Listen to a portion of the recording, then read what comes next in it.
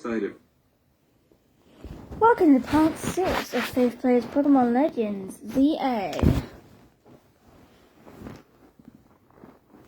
And I just want to say, today is Mega Rayquaza Raid Day.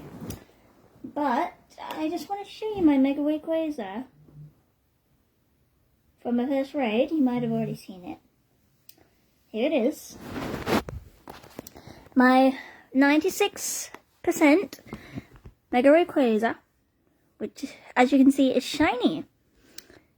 I actually got the shiny Rayquaza on my very first raid, because I've never gotten Rayquaza before, and to get the first one shiny is pretty cool. And I have been doing a little bit of a grinding for Mabel's research tasks, and I've gotten to level 27. Not much of a change, but it is one in my eyes.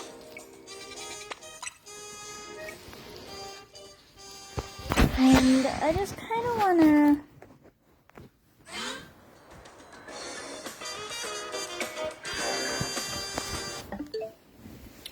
while I'm here,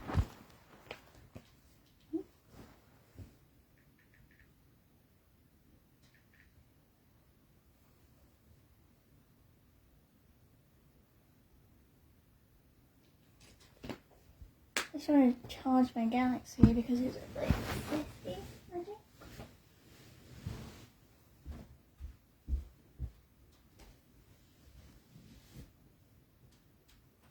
No, is it?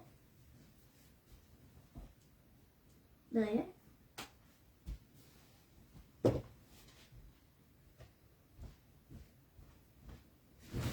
Okay.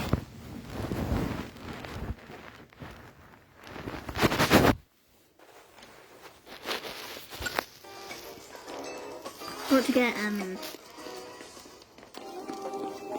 32,000. Oh, poison! Do we have a move that poisons? Do we have a move that poisons? Do I have a move that poisons? Do I have a move that poisons?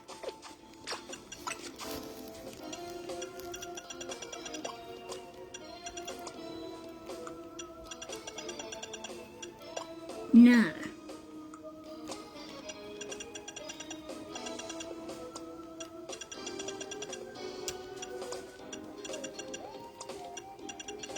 Who can poison? Am I gonna have to get Beedrill back? I'm seriously gonna have to get Beedrill back into the fold.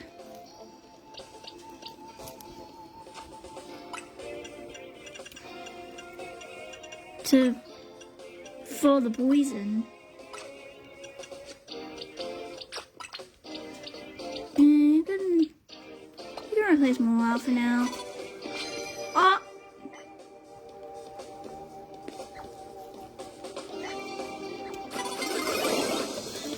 Oh, camera up there. Let me just...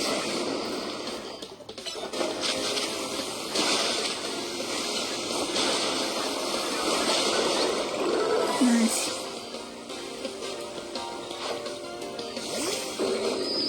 Stunfisk. Didn't even know I was in this game.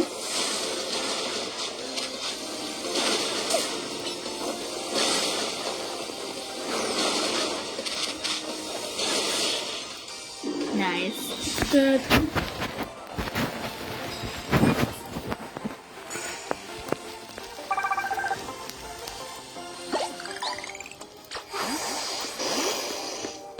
So I will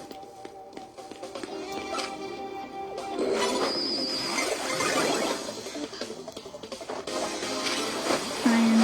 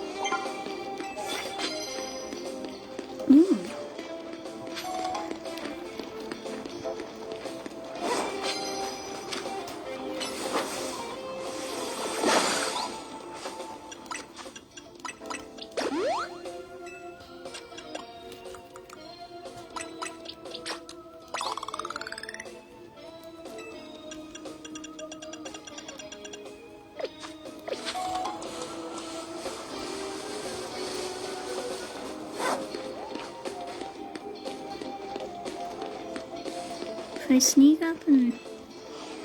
So if I sneak up, I'll get 4,000 points.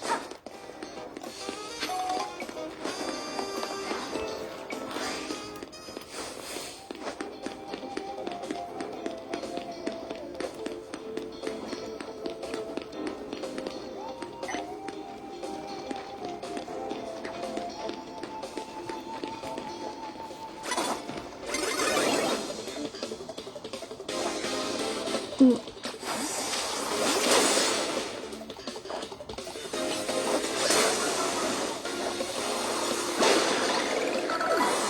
Nice. Weeping Bell Grass, which is weak to...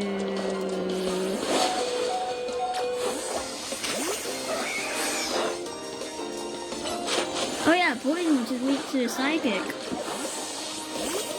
Oh,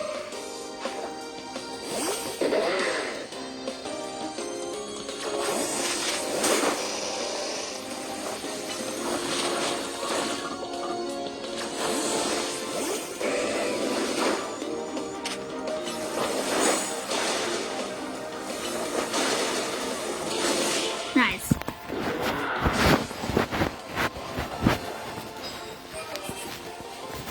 Phew.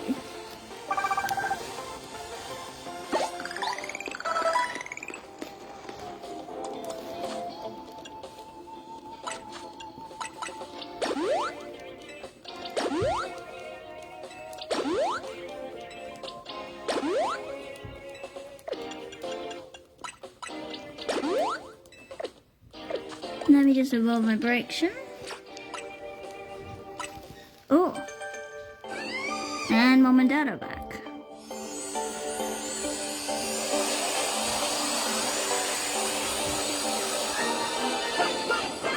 There we go, Delphox. Delphox got the idea for Mystical Fire.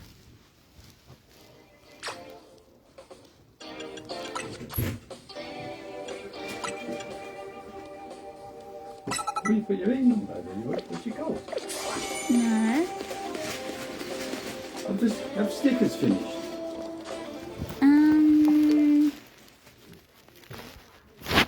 Maybe.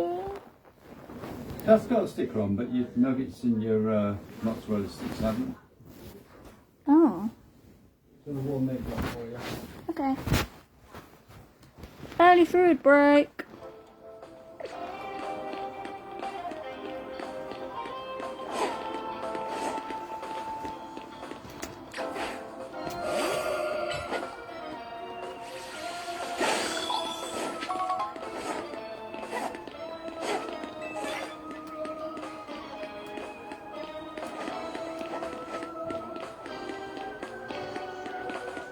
Ooh.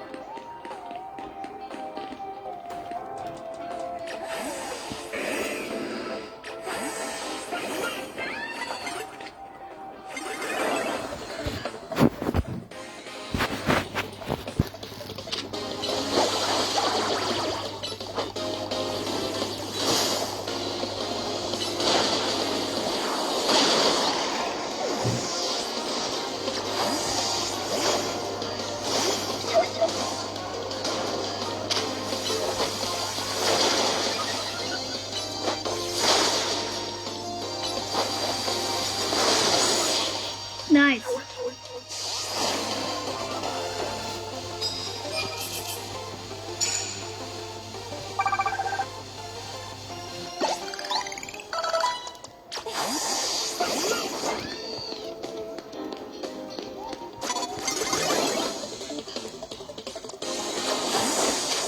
The water?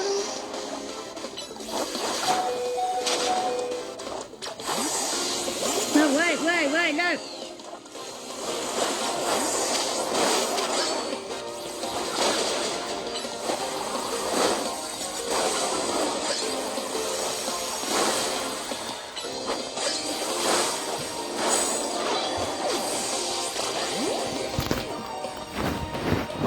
Thanks.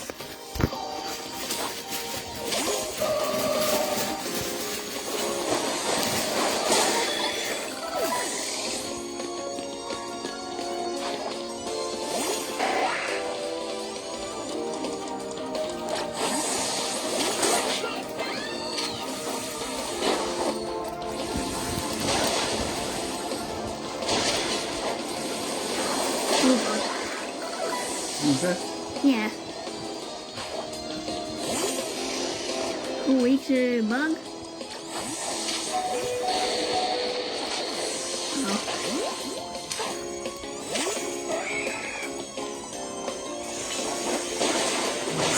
Oh, yeah. Now we move food here.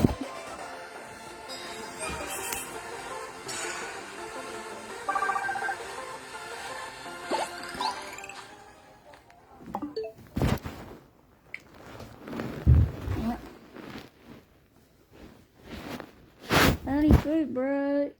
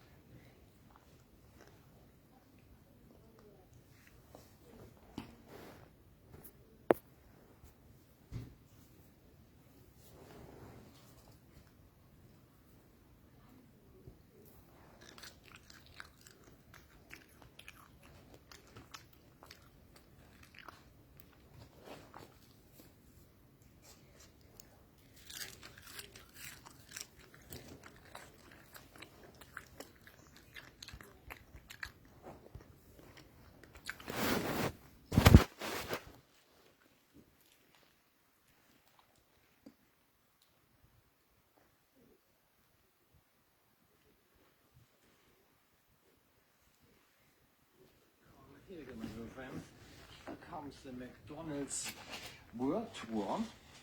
And yeah, McDonald's is also called Mc's in Germany. Actually, it was an unofficial nickname, but now it's an official nickname. And here on the packaging, we got China, Mexico, Portugal. What else? You can move in the app already. Japan. I got stuff from Japan in this one. South Africa, Thailand, Australia. Hey, let's have a little look. So I got these garlic pepper chicken nuggets from Japan. I think it's German made and it should resemble Japanese McDonald's. Then I got the burger. This one is called the Samurai Mac. And I got two sauces, the black pepper sauce from Japan and peri-peri style sauce from South Africa. Alrighty. So this looks kind of colorful.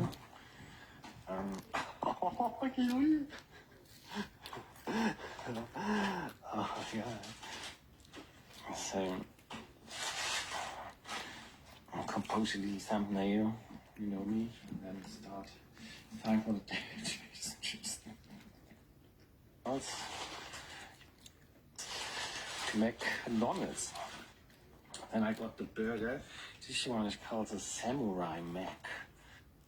It's German made and it should resemble Japanese. Let's have a little look. So I got these garlic pepper chicken nuggets from Japan. I think it's German made.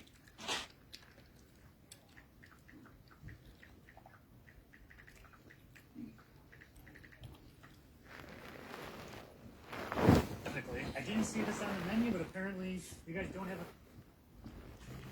From calorie count to portion sizes, we wanted to find out all the differences.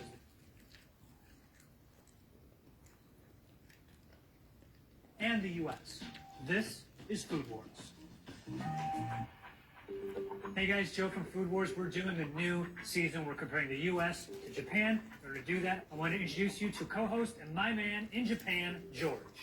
Hello guys, I'm George. I'm from Japan and I like McDonald's. よろしくお願いします. So in Japan, our McDonald's sodas come in 3 sizes. This is small, and this is Japan's medium, Medium, and this one is Japan's large. large. In Japan, our chicken McNuggets come in 5 and 50 pieces. Our chicken McNuggets come in 4, 6, 10, 20, or 40 piece. Look at all those nuggets.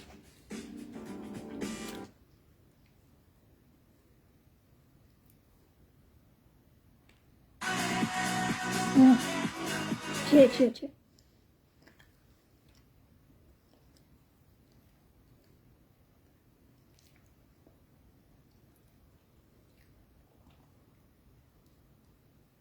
Holy crap. Wait. Did they seriously get Chesney Hawkes for that advert? Wait, what? And that's not their Christmas advert. How?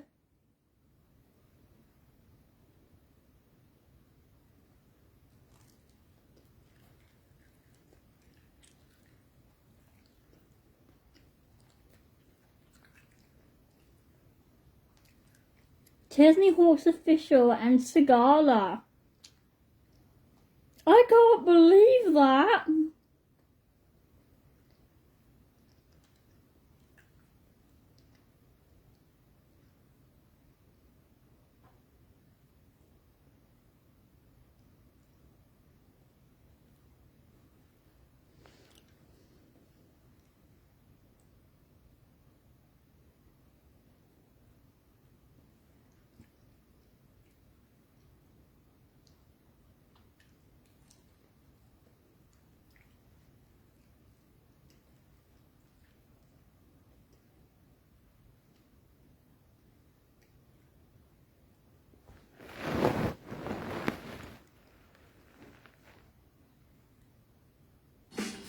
Oh, been sitting for a while.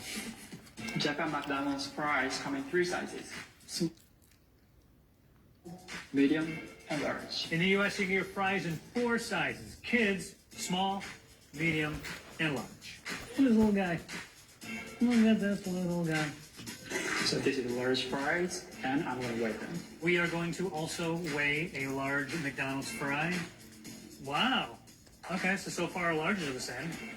Yeah, wow, that worked perfectly, the thing I just said there. Great job, Joe. Go. Go.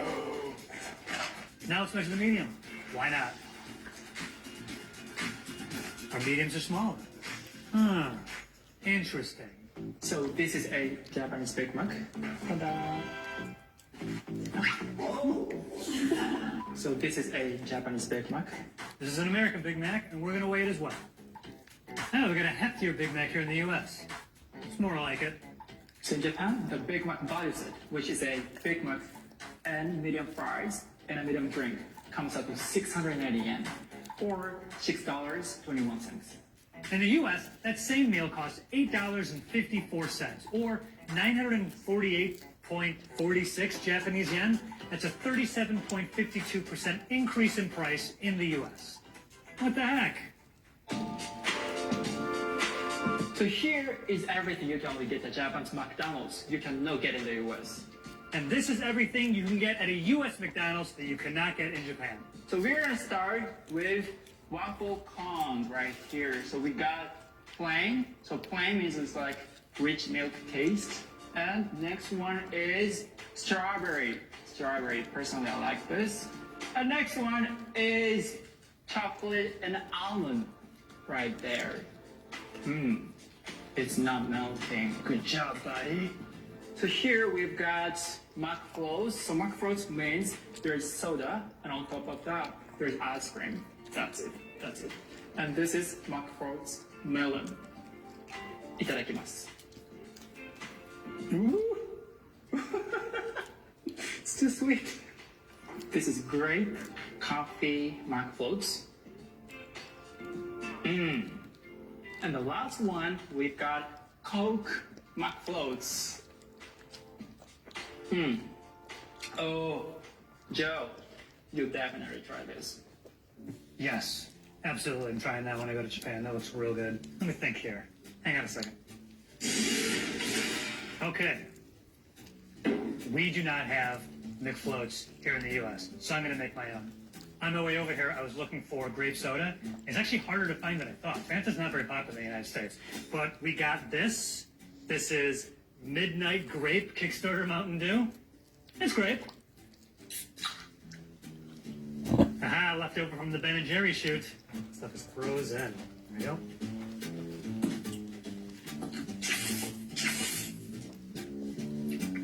Yeah, I'm into this. These would do well in the U.S. Our cold drinks, a little bit different. We have 2 exclusive slushies that you can't get in Japan. One is a pink lemonade, strawberry watermelon. Yeah, dude. That's real good. Yes, they do have McFlurries and ice cream in Japan, but one McFlurry you can get in the U.S. is this one. M&M's McFlurry. Sorry, it's the classic fudge sundae. So let's go with soft drinks right here. Fanta grape. And here is Fanta melon. And this one is Japanese vegetable juice. And there is, I guess, more than 20 or 30 vegetables in it. And it's good for health, for sure. Itadakimasu.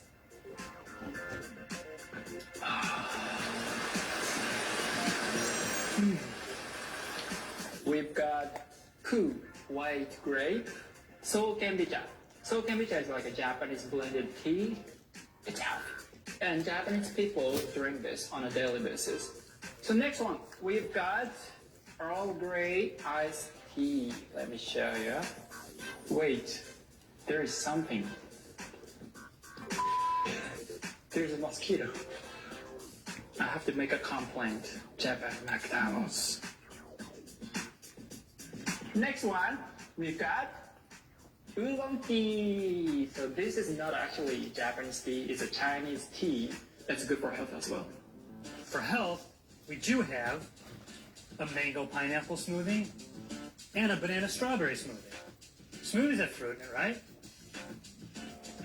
Oh yeah. I can just feel the nutrients coursing through my veins. So let's start with this Hawaiian menu. This is limited. This one right here is cheese locomoco. Ooh, it's messy. It's a demi-glace sauce. Man. And it's also got round egg right there, beef patty, and some cheese. I'm hungry actually.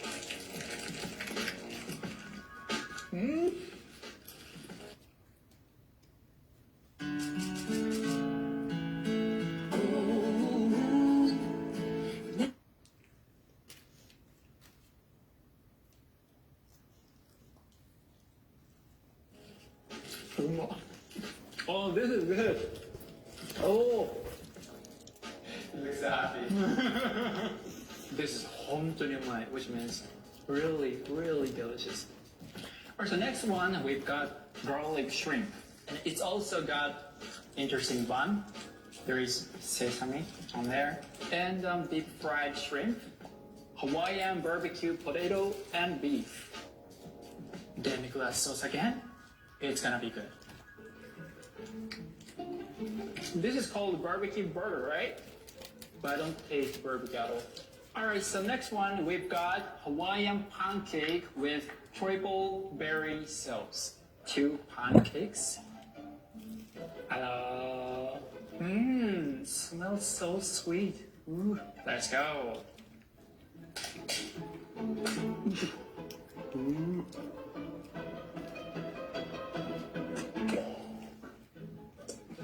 So sweet. McFee's Blue Hawaii. Wow. It has bright blue color. This is McFee's Cassis and Orange. I would get this. I would get this. So, congratulations. This is the worst. Okay, breakfast time. This is a breakfast burrito. Oh, neon yellow egg. Next.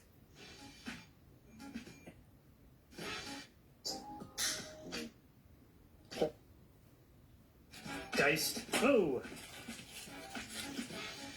apples. And here we've got mega muffin, pork patties. That's huge one. Mini pancakes. Oh, cute. It comes with apple cream sauce. Ooh. Ooh. This is perfect for breakfast. I would get it. Bacon, egg, mush sandwich. So it's got bacon and round egg and cheddar cheese. That's it. And you might be surprised, we've got filet fish. Ta-da! So filet fish is on the breakfast menu. I guess Japanese people tend to eat fish for breakfast. 3 exclusive burgers here in the U.S. are variations on the quarter pounder with cheese. Yes, we've all seen Pulp Fiction. We know about the whole quarter pounder thing. Does not exist outside of the U.S., I don't think. So, probably why they don't have quarter pounders in Japan. The classic quarter pounder with cheese. Look at this guy. I mean, this is maybe my go-to one for a deluxe quarter pounder with cheese. The double quarter pounder with cheese. Look at the size of this thing. Yes, sir. Japan's exclusive burgers. Teriyaki mac burger, which is my most favorite one. My body is made of mac teriyaki burger.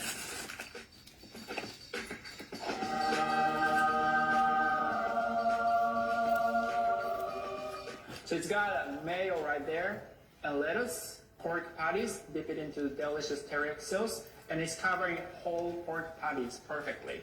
Joe, when you come to Japan, please try this. You will thank me later. Everything that they have looks so good and sounds so good. Man, when I go to Tokyo, first stop, I'm going to McDonald's. Sushi, ramen, get it out of my face. I want the teriyaki burger. That's the first thing I'm getting when I get there. I'm getting full actually. Working steak, dude. Slow down, George. We got a lot of food to cover. Wonderful was, baby! Working steak, dude.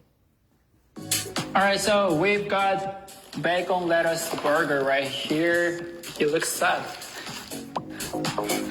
Egg cheeseburger, but we also call it egg cheese.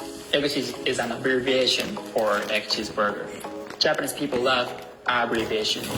It's got ketchup and pickle, round egg, and cheddar cheese and beef patties. Next one, spicy beef burger. Ooh, look at this. Oh, it looks so spicy. A spicy mayo or something like that. So here we've got samurai mac. Samurai. Samurai Mac? Yo, that sounds awesome. And this blue one is called roasted soy sauce double thick beef. We've got roasted soy sauce, bacon, tomato, thick beef. So if you want a little bit more like healthy veggies, go for it. Yeah, George, I don't know if that makes that much healthier there because it also has twice as much meat and cheese. If you're looking to be healthy at a McDonald's in Japan, I'd stick with the vegetable juice. And this one right here is called teriyaki chicken filet. Wow, so much sauce. So next one we've got ebi filet. Ebi means shrimp, so it's a shrimp filet. Oh yeah, it's got aurora sauce. Aurora sauce is like ketchup and mayonnaise. So it's got a lot of shrimp in there. So good. So good. In the U.S., we have about 4 exclusive chicken sandwiches specifically. I didn't see this on the menu, but apparently you guys don't have a McChicken, which is just chicken sandwich, regular bun, mayo, chicken. Yeah. We also have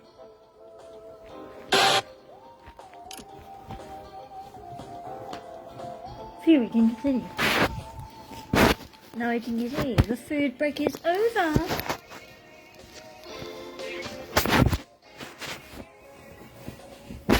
What do we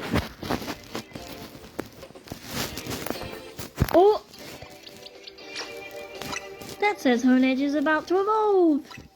Let's move. Let's do it.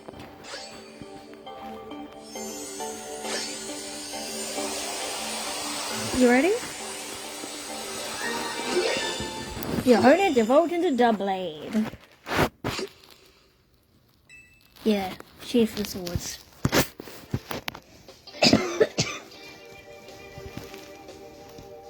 Now I gotta get a dust stone.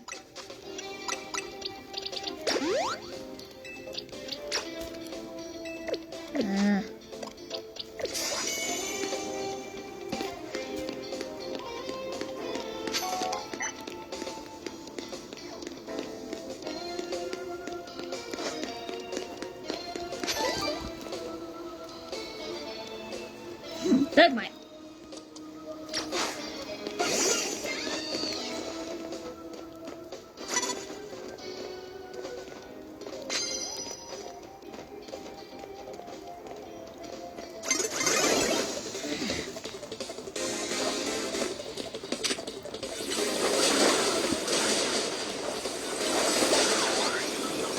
Oh, I am sorry.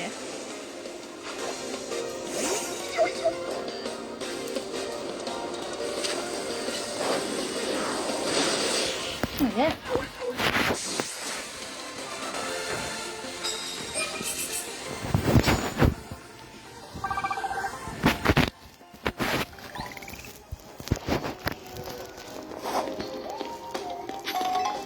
Heck yeah, I want a coffee. Thank you.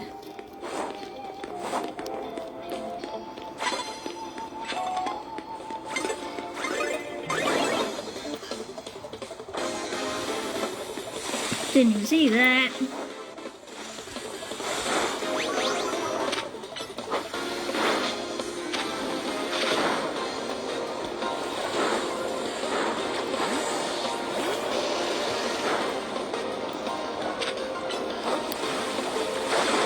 Yes! Got the poison!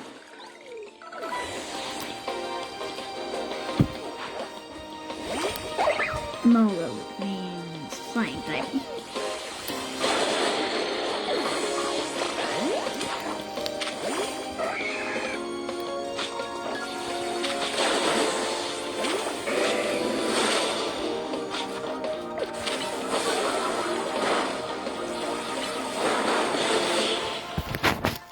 Nice.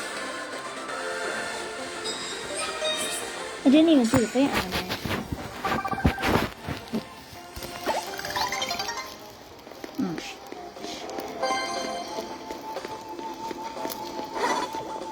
Oh, oh, I'm sorry.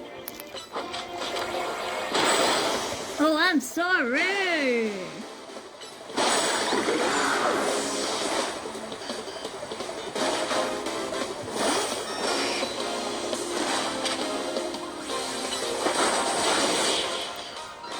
Bye.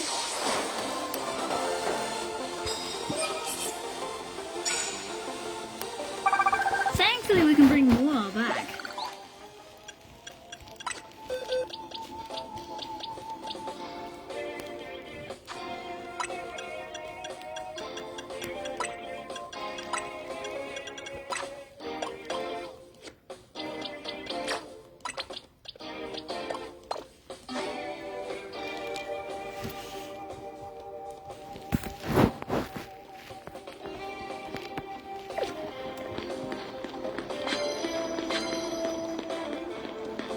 Oh, 3?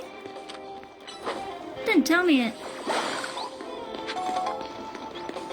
Wait, 20,000? If I use 10 super effective moves. Oh, I know.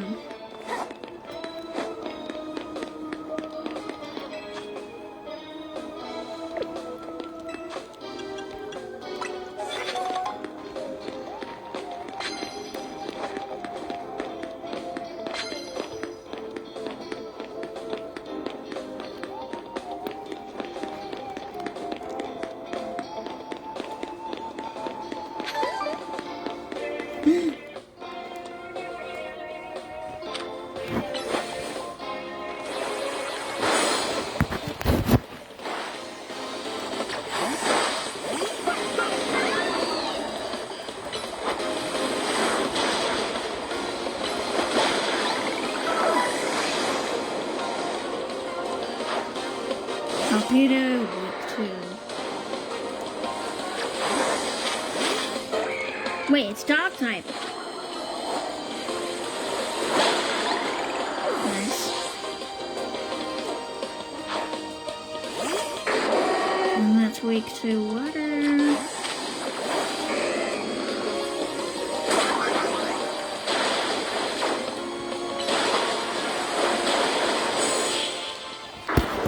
Ha!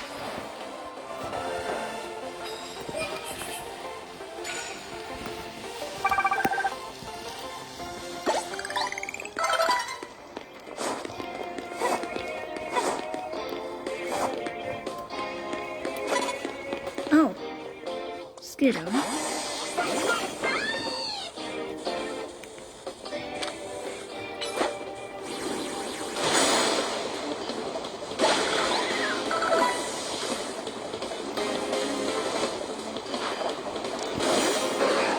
In a minute. Oh, got the burn.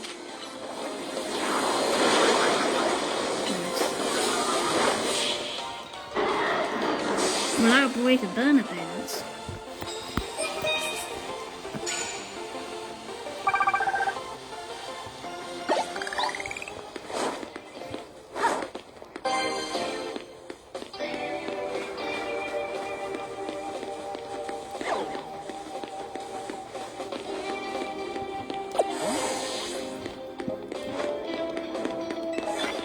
Dark tape. Jesus, 15,000?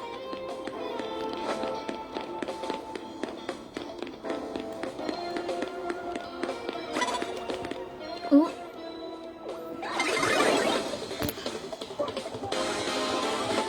Who was that? Yeah.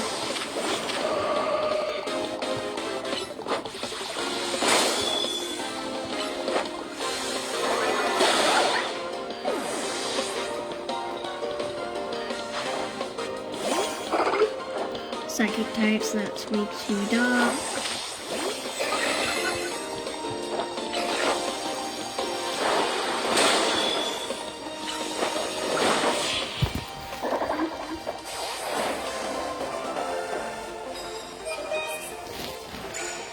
$20,000. What the?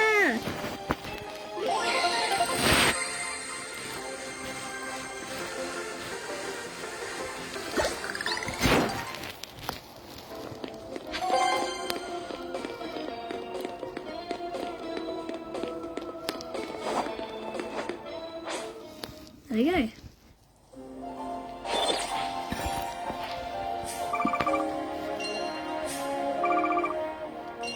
$44,000 money.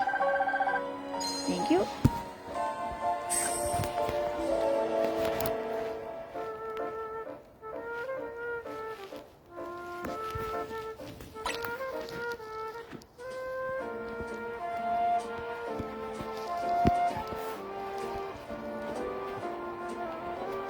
What if Lady Jacinth caught me?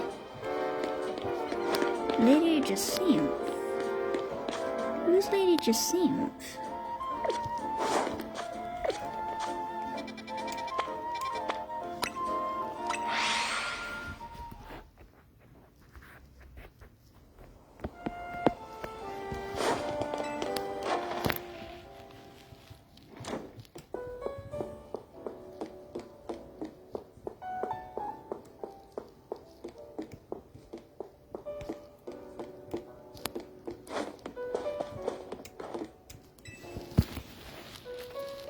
Okay, let's head to the electrical substation in the Magenta district. That's where the quiz is held. I'll go ahead and wait there. Please come quickly.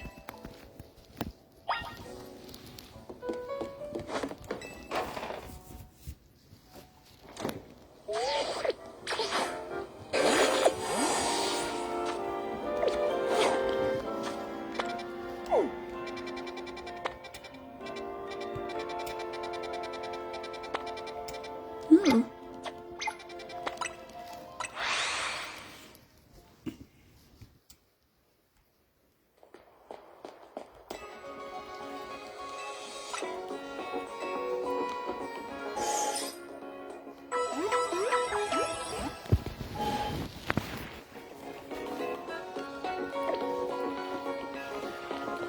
Oh yeah,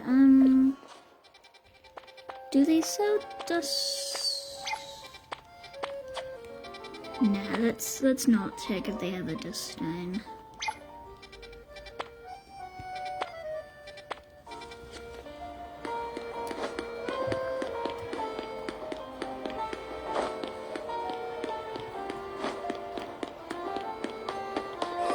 New World Zone 7.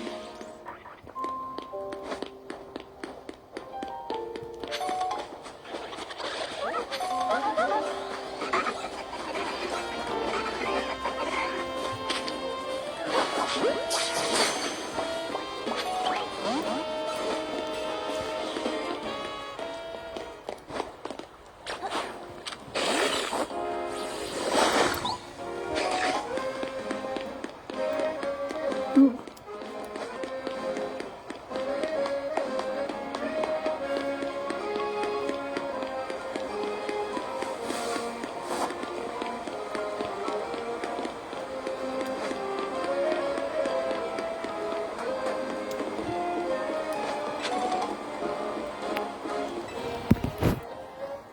Look at all this barnacle.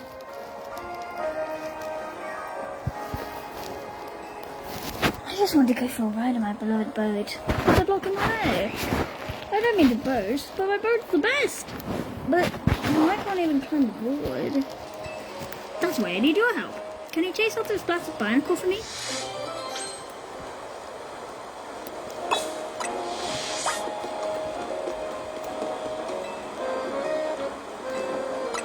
Sweet enough.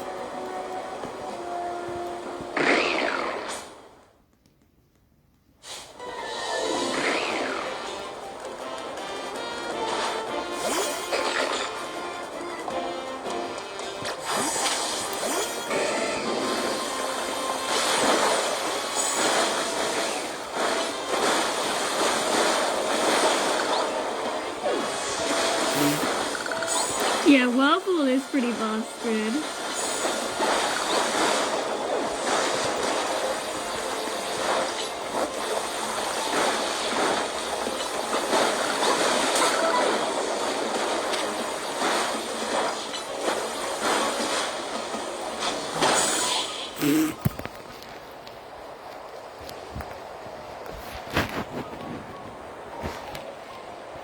Thanks a lot for getting rid of this barnacle. Huh? They're back to blocking my beautiful boat. My boat's not for ferrying around a bunch of barnacle, you know. Wait, she was the one I actually wanted to get on my boat.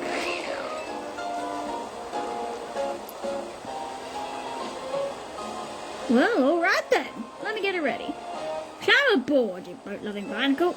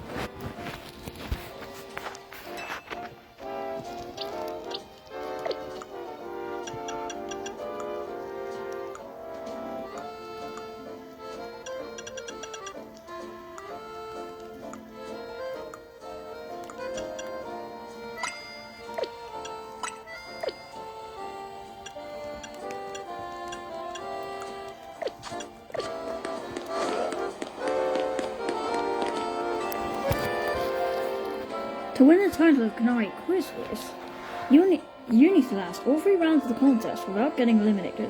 The last fan standing wins. there should be somebody handling check-in nearby. Talk to them to enter. Also, you'll need to say the password in order to... participate in the contest.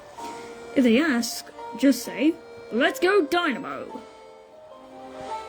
Here, take the earpiece. If you're seen using your return phone, it'll be a dead giveaway. I'll be listening in the whole time, so make sure you behave yourself around Canari.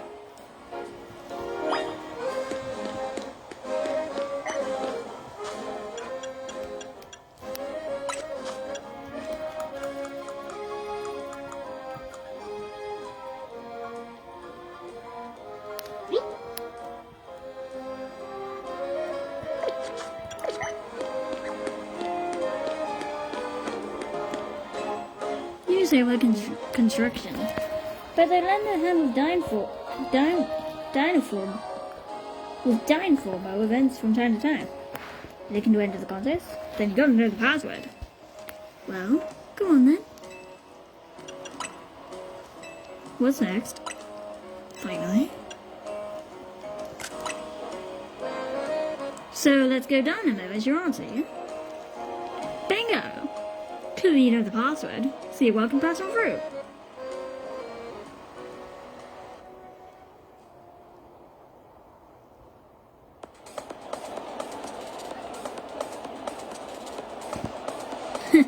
I can wait to get another quiz contest win under my belt. Yeah, the question remains, what prize do I ask for?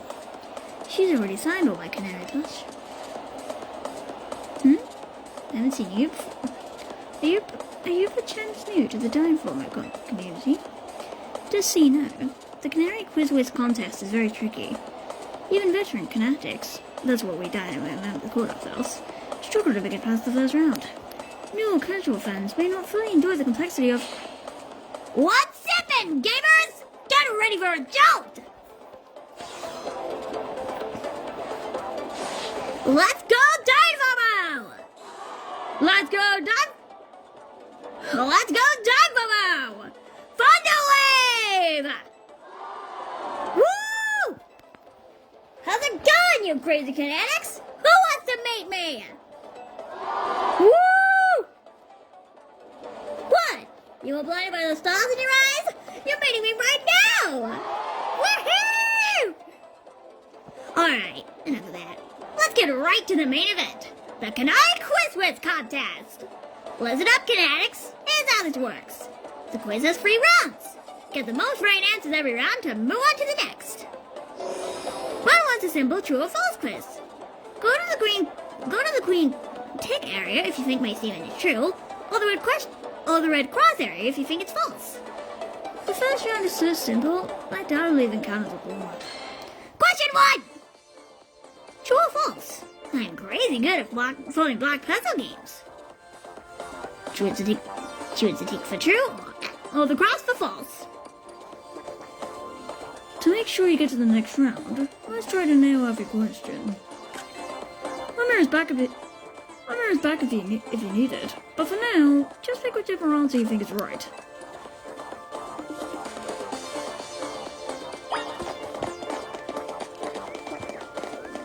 The claim Canari.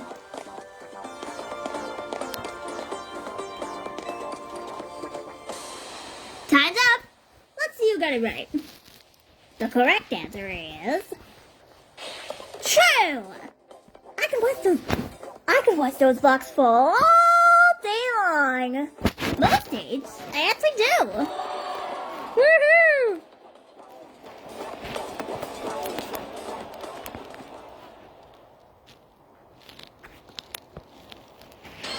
Question 2. True or false? Macarons are my favorite food. Choose the tick for true or the cross for false. This one's easy too.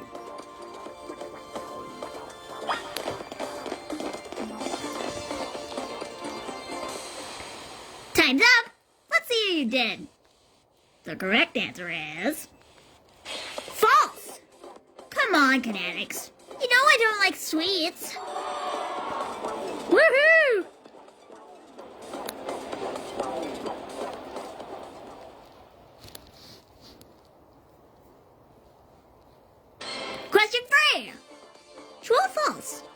electric type Pokemon are my fave. Choose to take the two, or the cross for false. Everyone knows how much she loves Electros.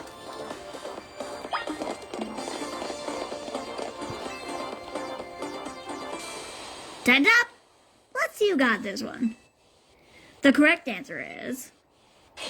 true! No default! No default at all! Why do you think I went yellow? That's me channeling the power of electric types. And of course, my part is an electric type too. Speaking of my partner, I think you all learned a special treat.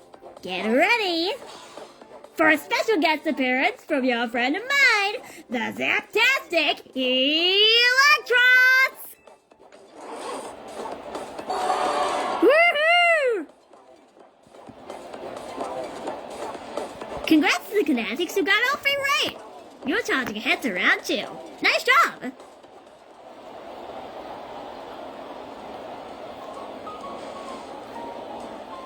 While I pride myself on being Canari's oldest and most dedicated fan, I must admit you answered those questions surprisingly well.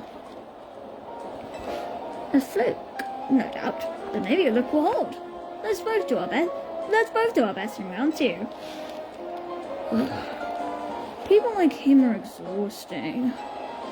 What a tragic lack of self-awareness. Can't he see that the self-satisfied one-upping only serves to drive away other fans? Anyway, let's get ready for round 2. Once you're prepared, head over to Canari.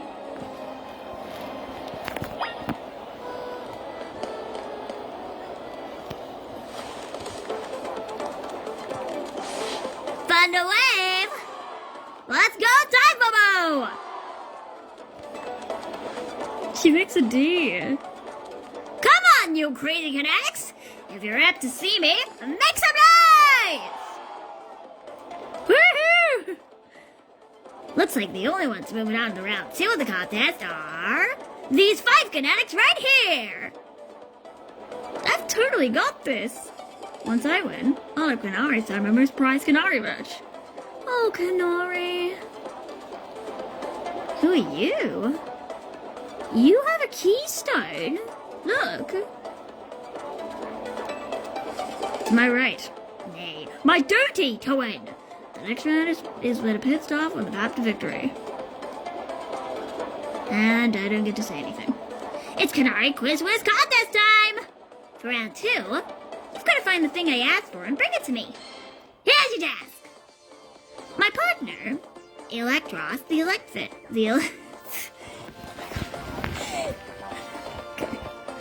My partner, Electros, the Elefish Pokemon, has a favorite dessert. You need to find that dessert and bring it back here!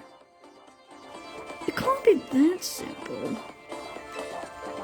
The correct answer is a Lumiere Scarlet. But knowing Canari, there must be some twist. Unless... I believe I understand what she's after. For now, we need to go find the Lumiere Scarlet. We should head for Cafe Gallant. We should head for Cafe Gallant in Magenta Sector 1. By a very special Lumiere Scarlet at Cafe Gallant.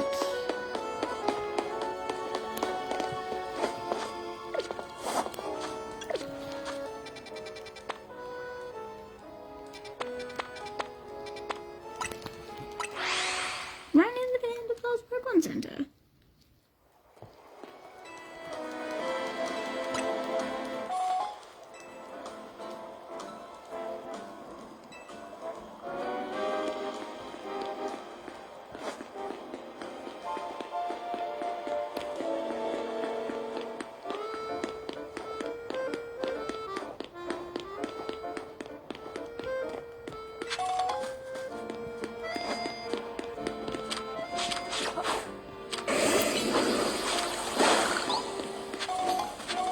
What do you need? Do you know Ekans, the Silver Saint Pokemon? How does his tail start?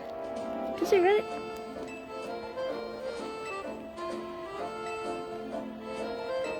If you catch an Ekans, can you show it to me?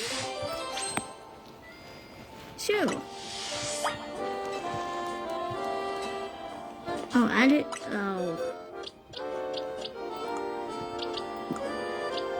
Where's the closest seconds I've got? Now.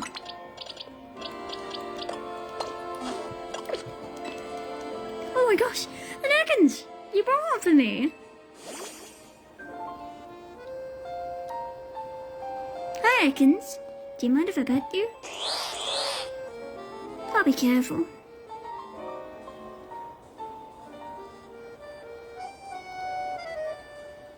Oh wow! It's kind of soft after all. Oh, its scales are all slippery. You know the number one thing I've learned about Ekans? It's really cute. I'm so happy I got to see Ekans up close. It was super interesting. One day, I'm gonna catch an Ekans of my own. Then I can learn even more about it.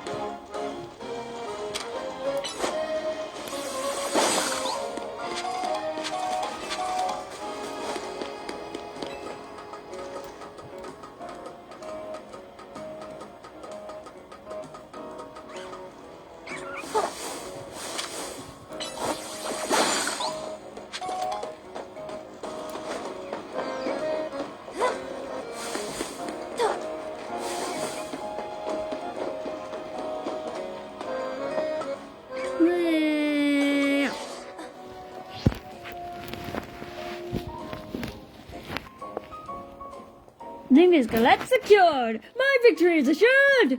Now I'll sprint back at lightning speed! He's sprinting back? He could have just called a Lumi cab. Still, that fellow is a formidable brand. Why do you think so? Canari's Electros doesn't like just any ordinary Lumia's Galette. It has to be one that's over-baked to a nice firm crunch. Lumia's Galette's cure status conditions when eaten by a Pokemon. Canari's Electros once ate one during a battle to recover from a burn. Apparently, it's had a real taste for them ever since.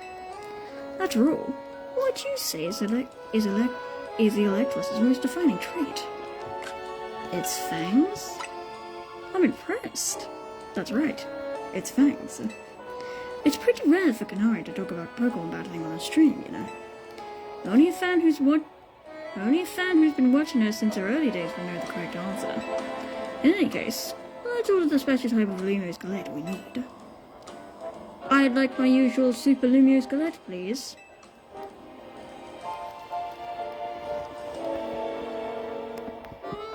Faith, take this.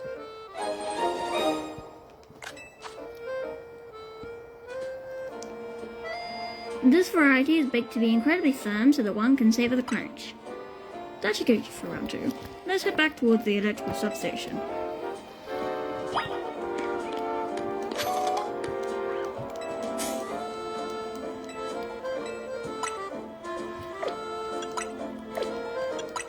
Sinisty. But you were Dark Cafe, so the gallant dark roast would only seem fitting.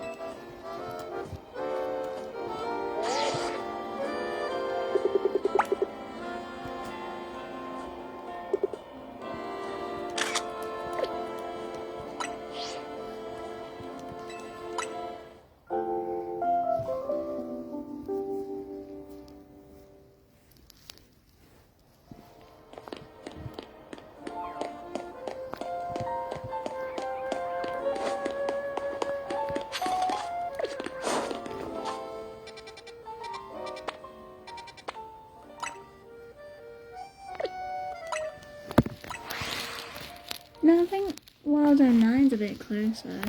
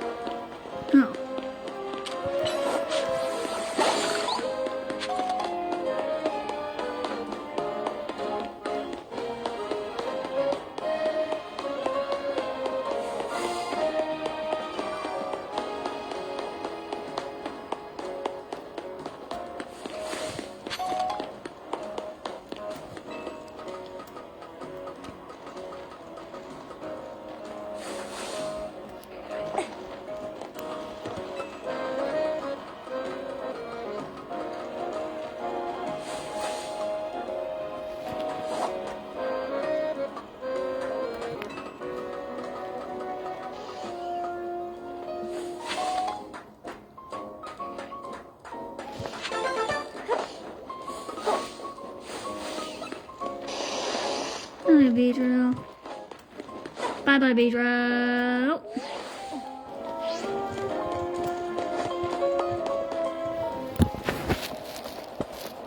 That was a fairly mild. That was a fairly mild task in this contest. Oh, excuse me. It must have been very difficult for a casual kinetic. A newbie, if you will. What's happened, you crazy kinetics? Who brought back a tasty snack for electrons? What we're looking for is a lumial skillet. Obviously. Oh no! Yep, a lumial skillet. In other words, that was another freebie. Uh-oh. What's this? Why does everyone look so calm? Did you all get it right? Dang. Guess that one was a little too easy. Or was it? You think the Canari Quiz contest has any freebie questions? Ha! As if! Too bad, so sad. But you got this one wrong! You, Superfan, and you, New Kid. Show me those Lumios Galactic you brought. Well, want to tell us what you've got there?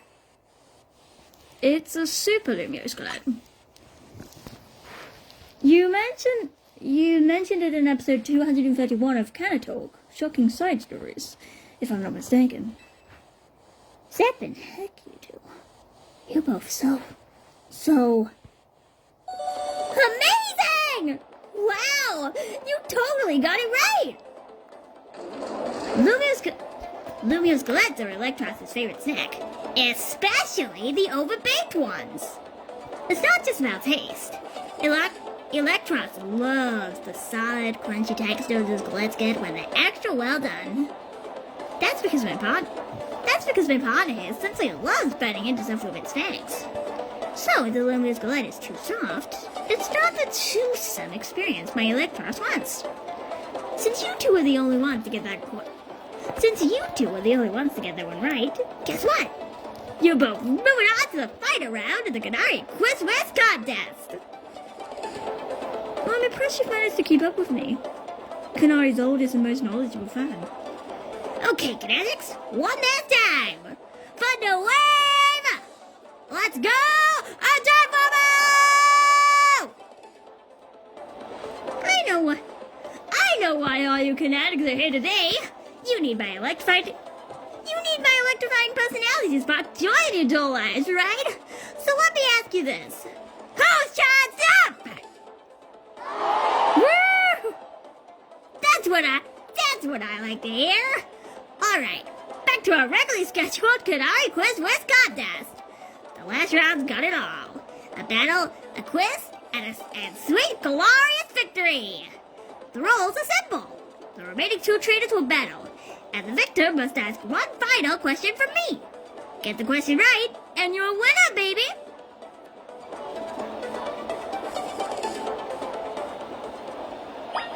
So we're not battling Canari?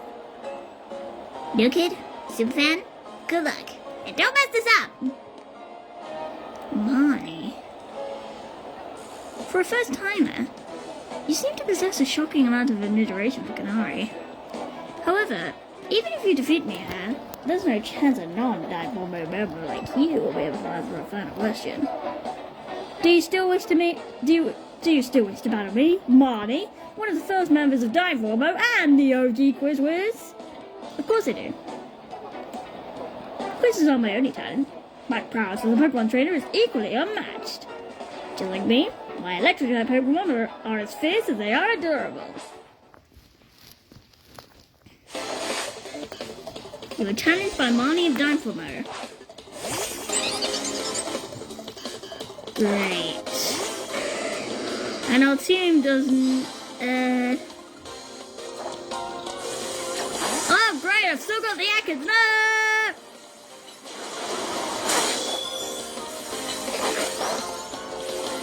You're the only one who, Molga. Iron Head!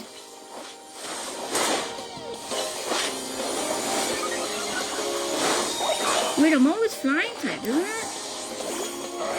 No, not that! Not you!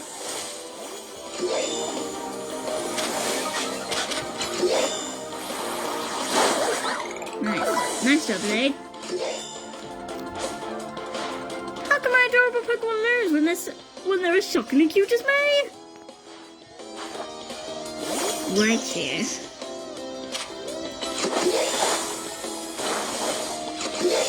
Bit too late for a Mega Evolution there, but we knew it has one.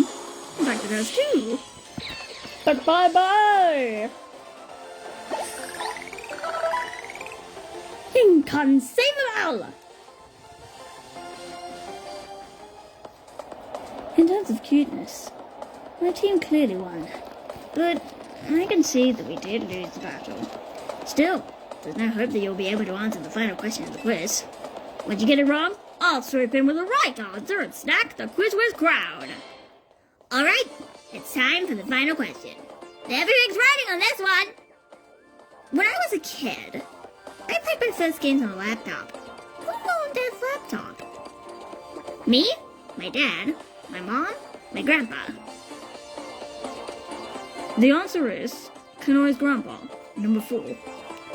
This one's a rather deep cut, and the story behind it is quite tragic.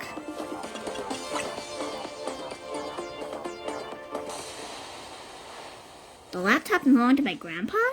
Is that your final answer? You got it! That's exactly right! Know what that means, new kid? You won the Canari Quiz Whiz contest! Congrats to our fresh-faced underdog! As Canari's oldest fan, and as a day one member of Dineformer, I have no choice but to accept defeat. Alright, new kid. What do you want? Autograph? Selfie? PvP match on my stream? Come on, don't be shy. Spit it out. I'd like a promotion match. A promotion match? Seriously? I mean, what's the point? I'm just gonna win anyway. Is this kid really a fan? You'd think a fan prefer being the same rank as Canari. Fine, whatever. If that's what the Quiz Whiz wants, that's what the Quiz Whiz gets. As your reward, I accept your challenge. We're better than a Racine construction. Cool? Now that I'm in, you better get ready to be crushed to bits like a suballuvial skeleton. Bring the best Pokemon so you can't make any excuses when you lose. We finally landed ourselves a promotion match. Nice work. Thank you, Naveen. You have my thanks as well. After all, you helped me become the Quiz Whiz, even if it's unofficial. I'll leave the rest to you. After all, fans really have no business getting any closer to Canari than I have now.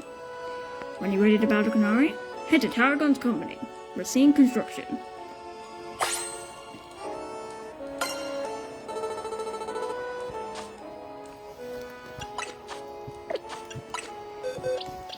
Not unless we have Gardevoir back.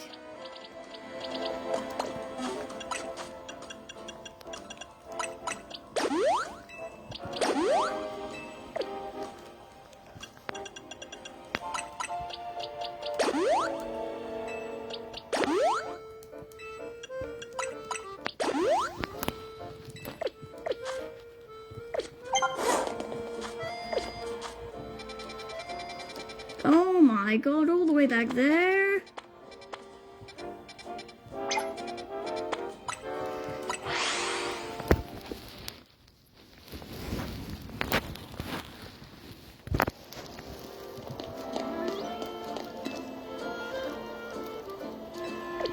Nah.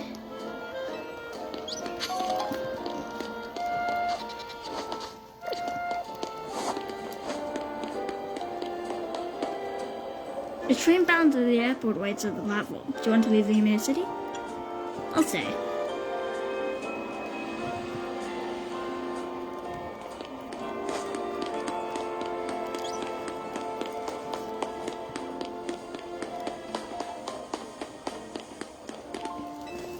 Look. This elevator's refusing to work. Maybe it's not getting enough power. I bet a good blast from an extra shocking move would get it up and running. If only I had a fantastic Pokemon like Canari's Electros. A elevator without power.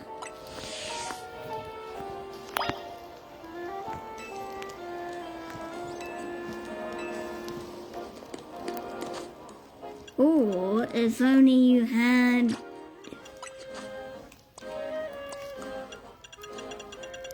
this.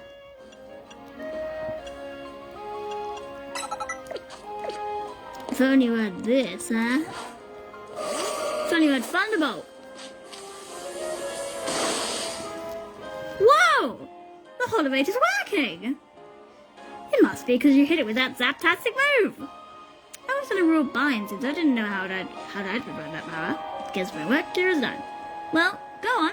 If you want to use the elevator, it's all yours. Ooh, 10 Mega Shards for free?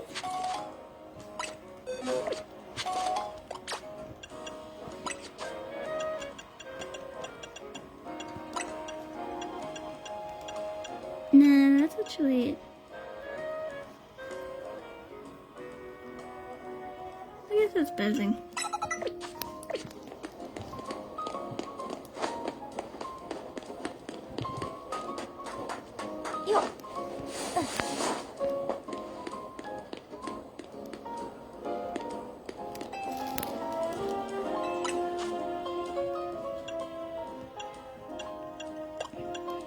Let's increase the prize money we get from this battle.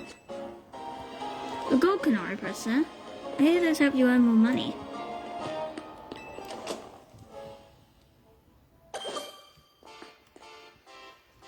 Hi, Tarragon. Funny how birds keep crossing, ain't it? I was watching you on the Quizway contest, and I gotta say, you did great out there, kid. You were watching? You can beat me in a battle. I'll tell you everything. So, what do you say? I'll power you. Let's do this in the garage.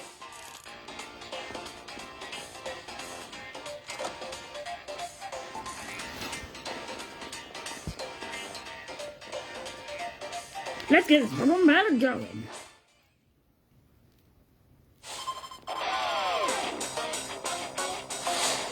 You are challenged by Tarragon of Timefall Mo. You're part of that. You're part of the fan club. I thought you were just a Racine construction guy.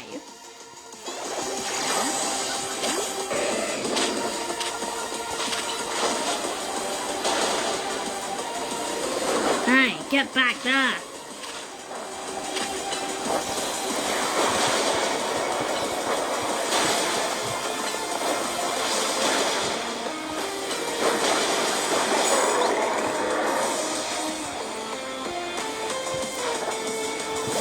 Diggersby, another ground type. Die!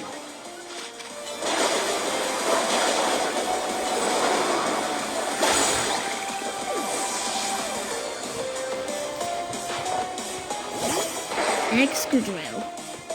Excadrill's very... What the? Excadrill, I need you to Mega Evolve. Let's show this kid what we're made of. There's a Mega Excadrill! Wait, what? There's a Mega Excadrill! Holy crap. I need... Oh, no, no, no, no, no, no, no, no. Oh! Oh!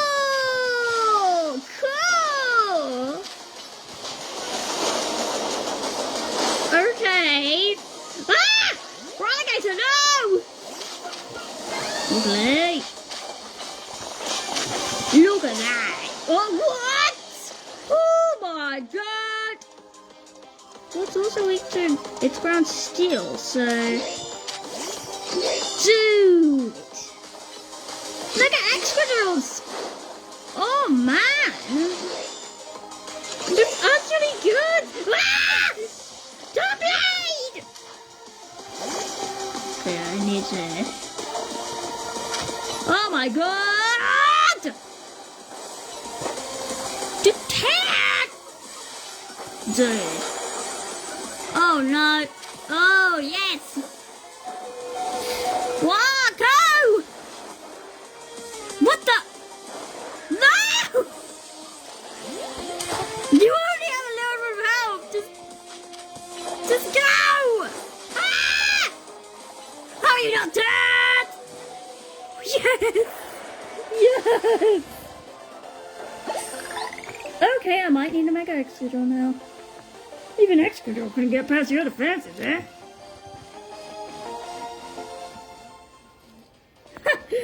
I figured nothing nice for the rising star of this area. You brought out the full potential of your Pokemon. And it's not just Pokemon battles. You exceeded my expectations in the Canari. Yeah. You exceeded my expectations in the Canari Christmas contest too. Today, you're a dedicated fan of Canari. As a trader in this area, and as Canari's grandpa.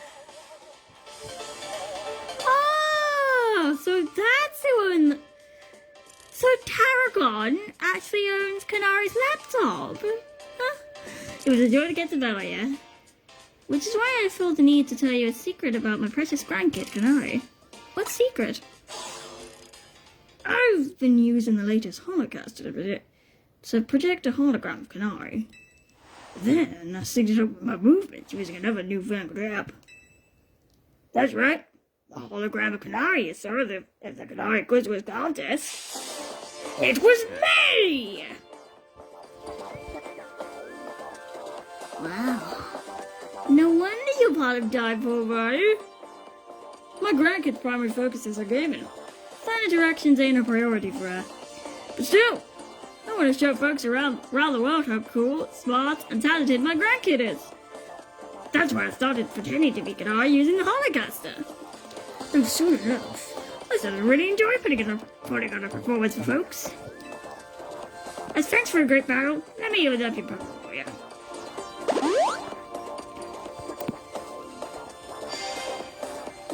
Canari's right through there.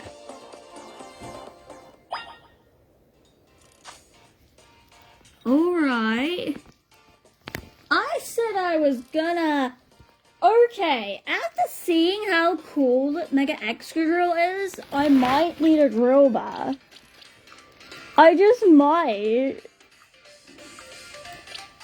I really just might, bro.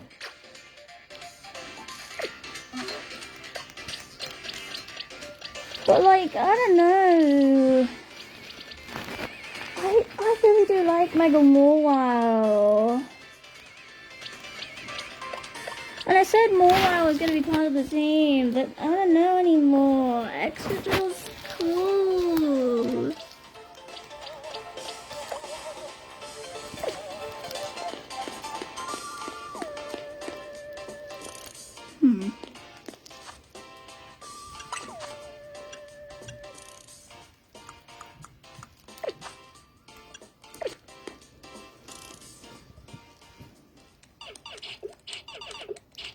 Oh, that's her! Yes! Another high score! Hey, sorry to all the folks who are just joining now after wrapping up the Quiz Wiz contest. I gotta hop off for a sec to deal with something.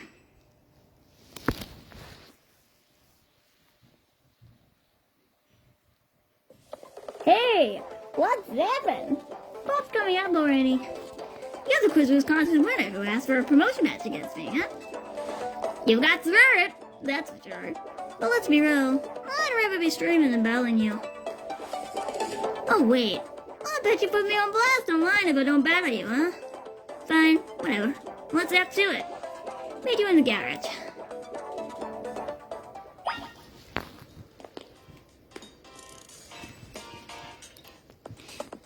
Be careful, Canari. This kid's a tough one. Careful?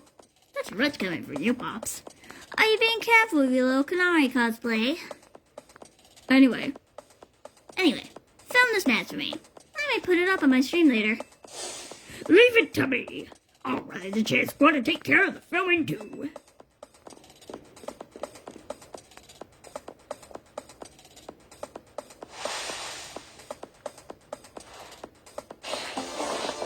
Let's cheer you on. You're gonna be charged up and ready to win. Let's go, Dynamo! Alright, you really wanna do all this? I'm gonna win. Sure, whatever. Let's just get this over with.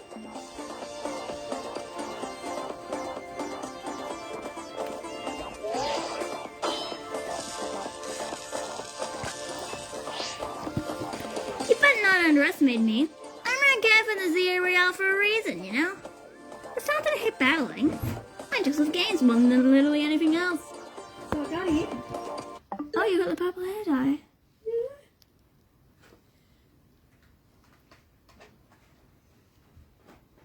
Nice.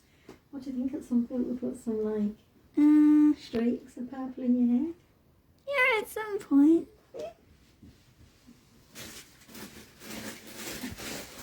Not now, obviously. No. Still, I'd be super answering that game. Really blow up online. Then Diaper Remote could host video game tournaments for fucks and limits to enjoy. This is my first Pokemon battle in a while. So I'm gonna see what my Dynamo fans want I'm made of. Sure thing. Let's go, Dynamo!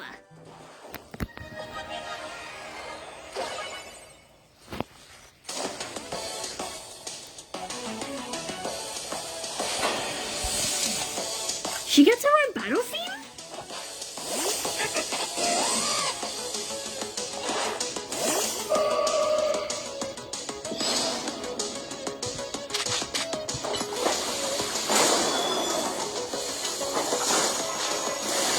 Oh, what? Okay. Yeah.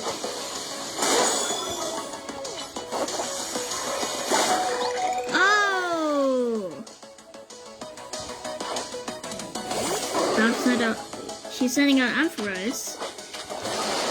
Wait, why can't I?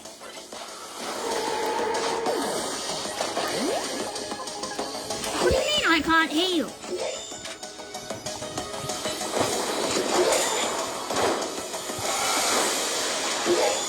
Oh my god! Jesus Christ! Dragon Balls, what?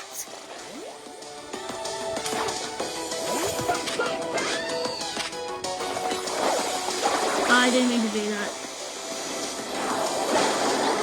Nice, I'm so excited. Stunfisk. And then probably next is Hey Electros, right? Jesus! Oh, finally I can revive them.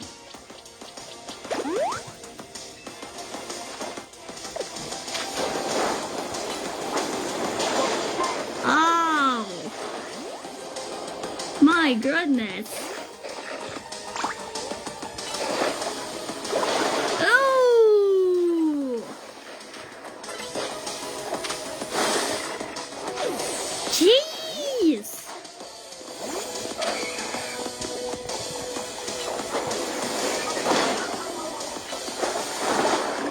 Oh, nice.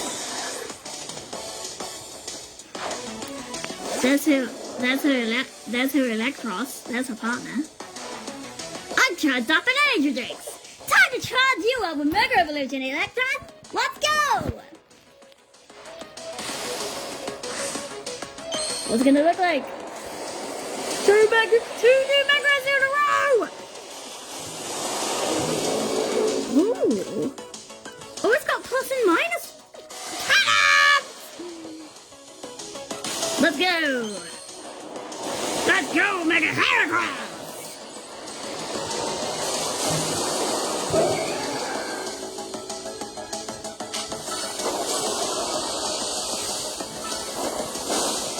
Oh my god!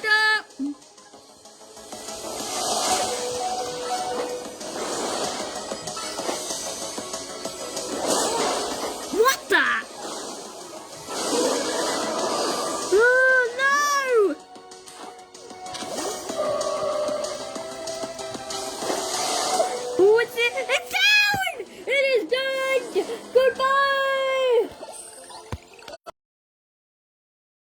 Trust my whole team? Even Electros?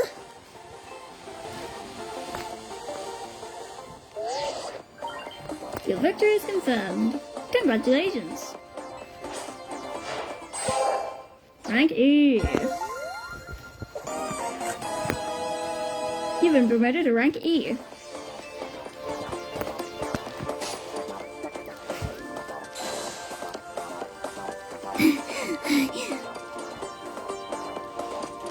No, Canari.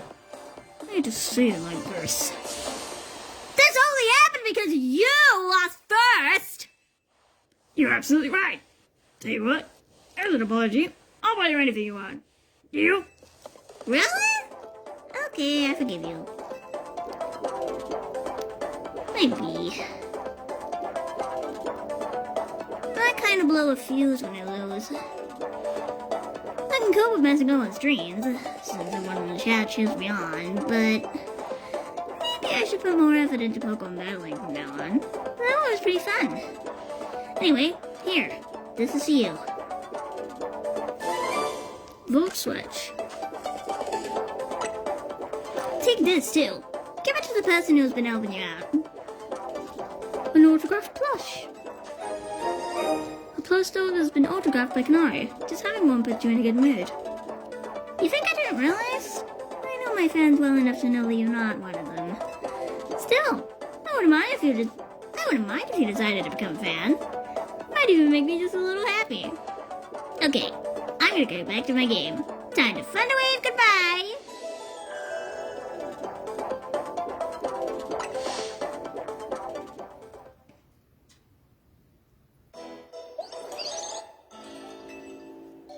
You made it to rank A! That's awesome! I can't believe Canari made you do all that just for a promotion match. Kind of a pain, huh? Please don't call Canari a pain, leader. It seems you don't fully comprehend how hard it is to be famous. Do show some empathy. Yeah, we get it. You're on the Streamer Girl side. I'm on Canari's side, yes. She has a name. Once you become a famous dancer, I'm sure you'll come to understand. Hold up. Are you being supportive? So tell me, what was Canari like off stream? She gave me something. What? She gave you a present for me?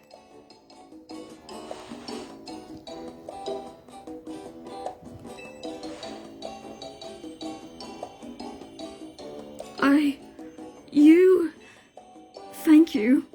I'll treasure this, always. Oh my gosh! A now sincere thanks? Seriously, who are you and what have you done to Naveen? Let's just eat already. Even the scent of your croissant curry is pleasing tonight, Irving. You finally came around on it, huh? Wanna try a bite?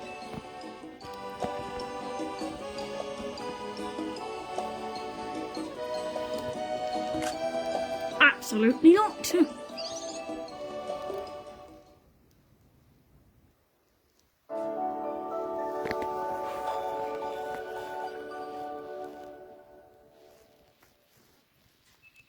The next day, your alarm's going off.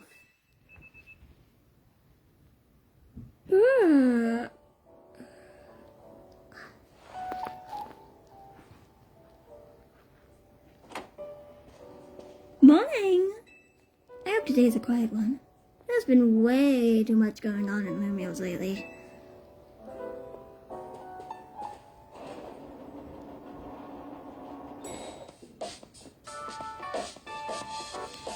Hey! Morning! Wait, where's Naveen? Good morning, everyone. Wow! Someone's full of energy. Were you on Blade sewing or something? I was watching Canari's live stream. It was wonderful listening to her heap praise on the Megarate. It was wonderful listening to her heap praise on it. It was wonderful listening to her heap praise on her Mega Electros. She clearly loves it a lot. All in all, It sounds like she had a fun battle. Well, that Electros was no match for our Faith. She's the one who should be getting praised, even on her. Taking on Rogue Mega Evolved Pokemon must have helped her grow strong. Taking on Rogue Mega Evolved Pokemon must have helped her grow even stronger as a trainer, huh? Beating Canari's no small feat. For the last time, her name is Canari. But her Mega Electros truly is formidable. Perhaps she could use it to help us take on Rogue Mega Evolved Pokemon. Question. How come nothing seems that effective against real Pokemon besides other Mega Evolved Pokemon or Cosmetics? I'm afraid I've no satisfying answer for you. It may have something to do with Mega Power, which we know very little about, other than the role it plays in Rogue Mega Evolution. Even regular Mega Evolution is still largely a mystery to us. It's a bit dispiriting. Never mind. Sorry, my bad for asking. Oh, it's Vinny. A job this early in the morning? I hope you don't expect us to be very 24/7. Let me guess. You need us to take care of more Let me guess. You need us to take care of more Rogue Mega Evolved Pokemon? Understood. Just send us the deeds, please. I'm sure you all heard the deal. Leader, mind leading us for a strategy meeting? Must we? So early in the morning? Come on, Naveen. At least try to muster some enthusiasm here. Remember, like Vane always says, we got to help out these Pokemon. I know. I'm well aware Rogue Mega Evolution is no picnic for the poor Pokemon. Alright, strategy room time! A job for Team MZ. The number of wild zones has increased. Ooh. Team MZ is all present and accounted for. You ready to go ahead with the strategy meeting, Faith? Time to strategize.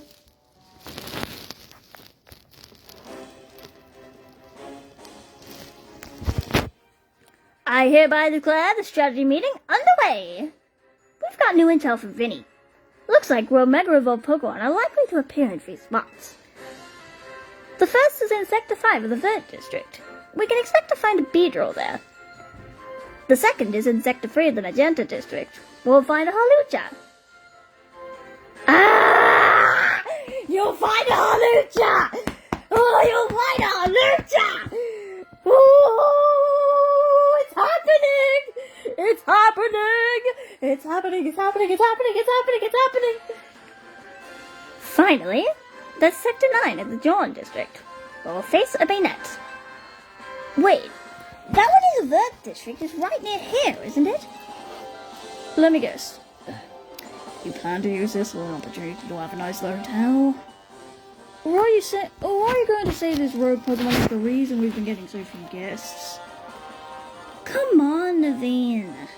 If we're gonna do this anyway, we ought to get the hotel some good PR while we're at it. Right? The sales pitch practically writes itself. Come on! Get the finest view of Rogue Mega Evolution. Only at Hotel Z. I see. So we leave the Beedrill in its Rogue Mega Evolved state to use it as a draw. It's a bold plan, but I'm open to it.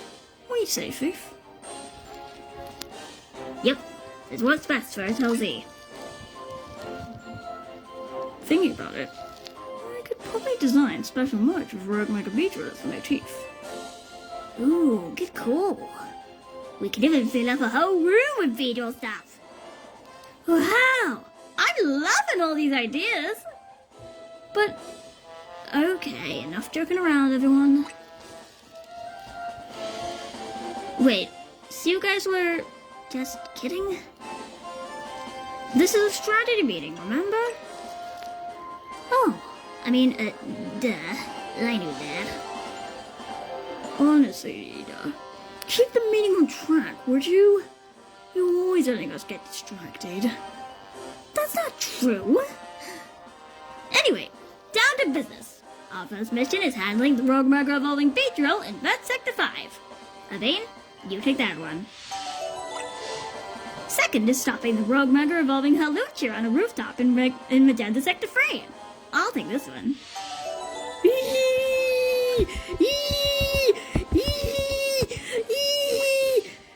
And third, we'll need to handle the Rogue Murder Evolving Bayonet in Joan Sector 9.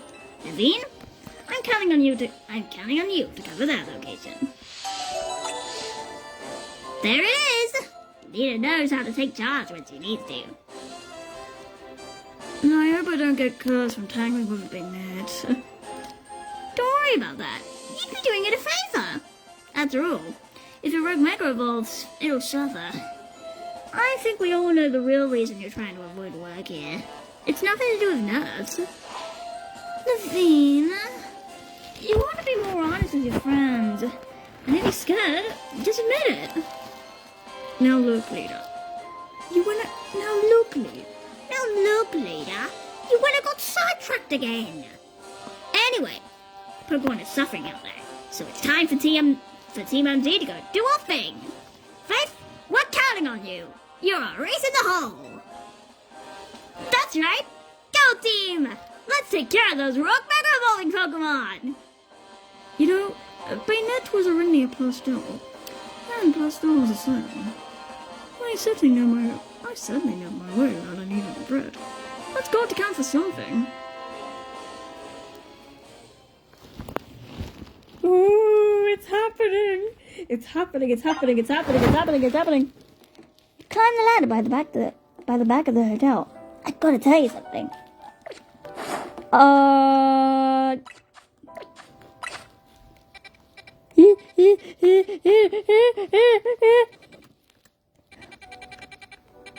Number 11. Number 11. Where's number 12?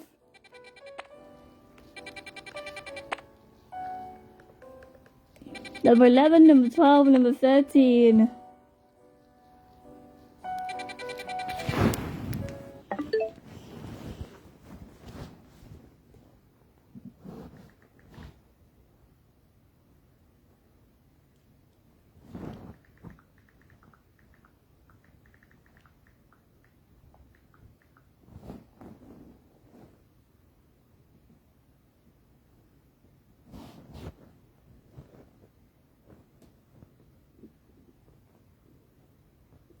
Right, so we have got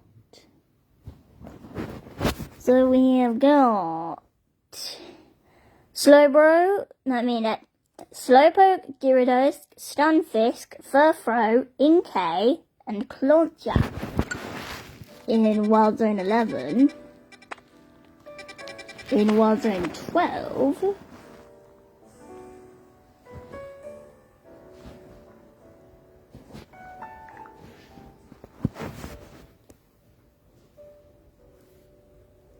Wild Zone 12, we've got Delibird, Marchop, Snorunt, Bergmite, Vanillite, Gogoat, Snover, and Machoke. And in Wild Zone 13,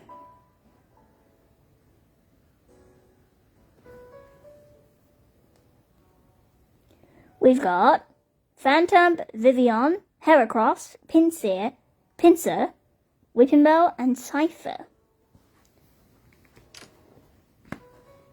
Alright. But no Holucha. I want it. I want it. I want it. I want it.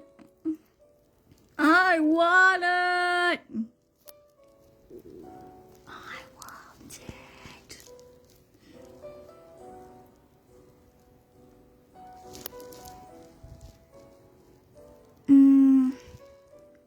But I kind of want Excadrill too.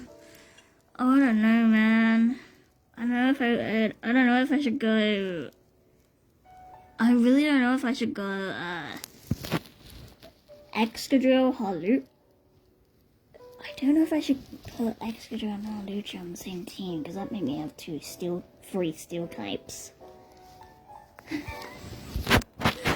And like, Morwild's clearly sticking around. Because I said it was sticking around. Okay. Let me see the rooftop. Because Urbane's got to tell me something.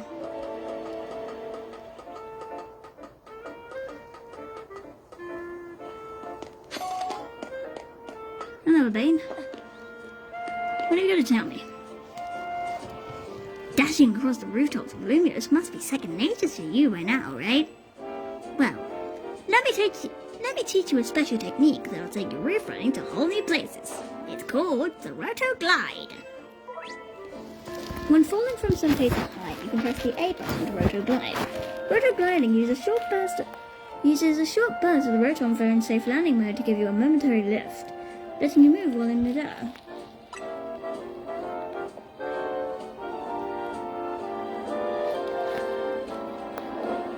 Go ahead and try gliding over to that rooftop across the way, why don't you? Alright. They were falling. Whee! That's pretty slick. Looking good. Let me swing on over too. This should open up a lot of new places you can explore. It'll be handy for searching out rogue Mega Evolving Pokemon around town. And there's the Beedrill. Speaking of which, Beedrill is right over there. Let's go, Faith! Quick! Alright. We're right there, so we might as well, I guess we're not doing the Halucha first. But I still wanted to. We're like right near the Beedrill, so we might as well do the Beedrill first. But I'm doing the Halucha next. I'm doing the Halucha. I don't even care. If you give me a free Halucha by the end of this, I'd be happy with it. Oh. Now how do we... Now thankfully we've got an,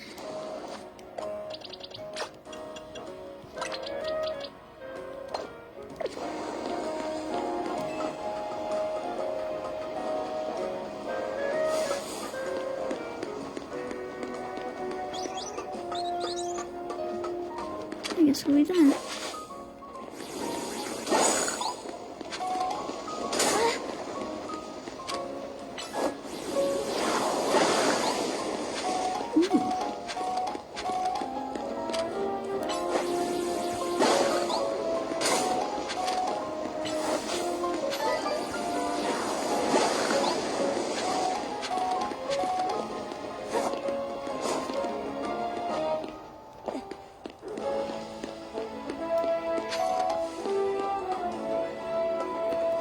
Now, how in the heck are we supposed to get to the Beedrill?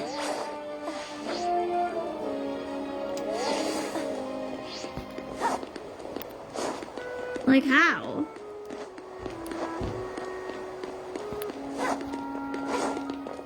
It's like right up there.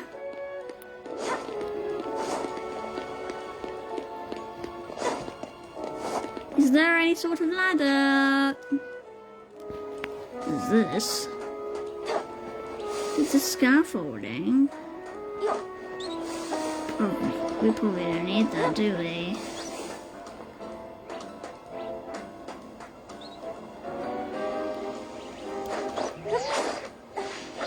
Yeah, we probably don't need that.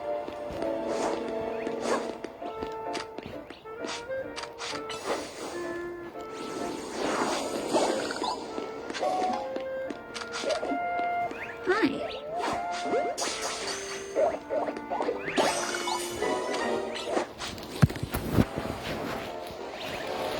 Oh yeah.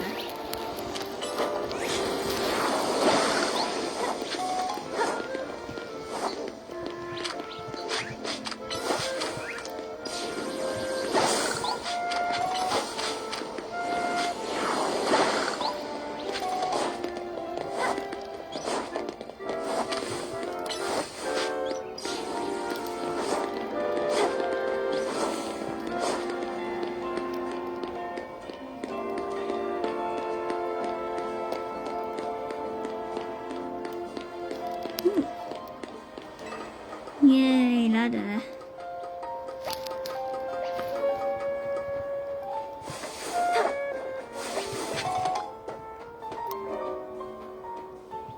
Great, all the way over there.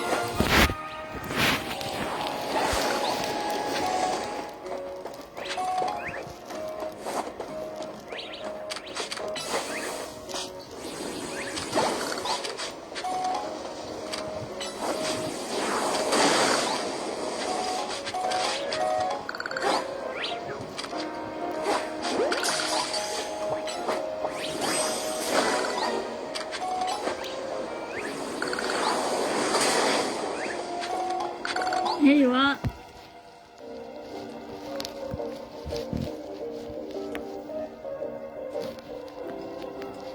That must be the major we heard about. Sure looks like it's on the verge of broken everything. Poor thing must be in pain. Ready to handle it. Remember to watch how your opponent moves and figure out the best way to dodge his attacks.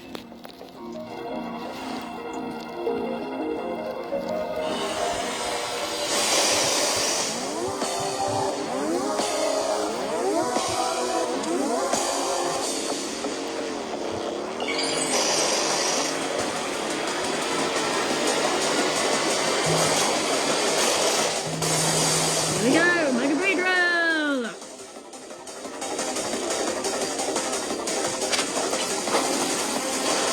We've got Embor, Kakuna, Shrimp and numbers.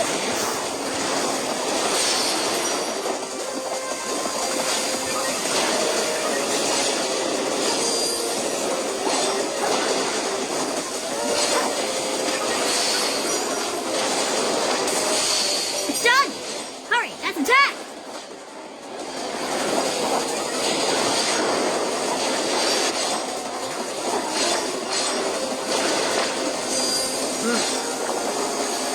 Ooh, this is bad. Stay sharp. How many of them is it gonna fire off? Dodge with the Wi-Fi! Holy crap! We are under level! Better know how to fix that. Ooh, Mega Rainbow! I think I saw Mega Rainbow! Oh, no, that's just me. Hey, Crash, what?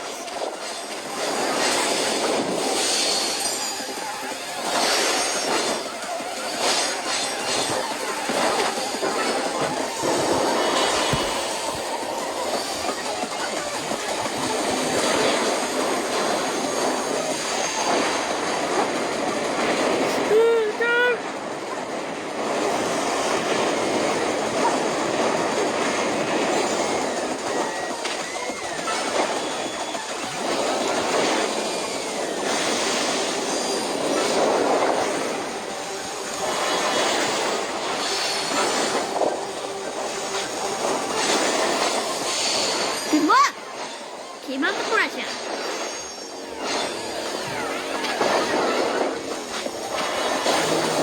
Okay. Wow! You're training hard! Keep your guard up.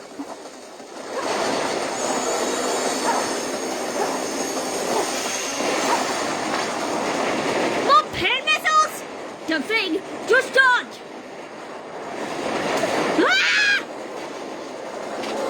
Oh my god, it does not like those.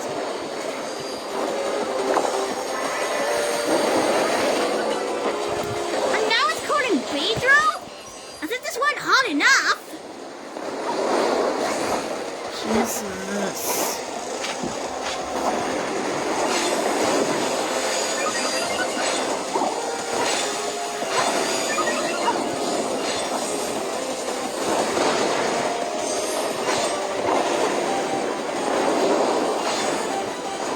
My God! What the? Wait, no.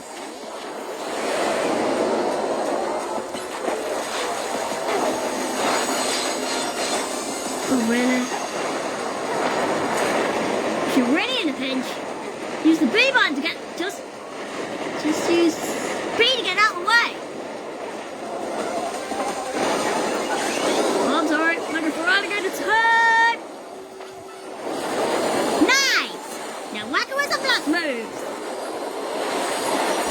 Yes! Now's your chance to scoop up Mega Power.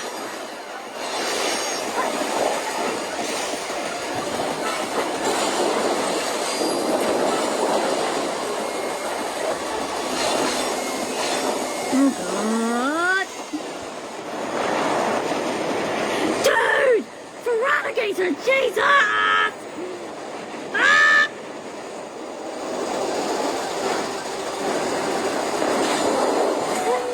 Holy crap!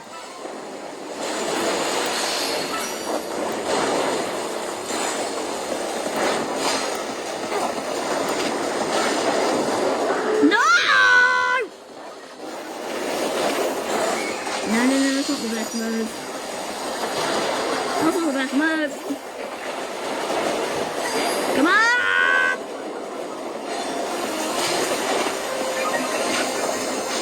Oh shit.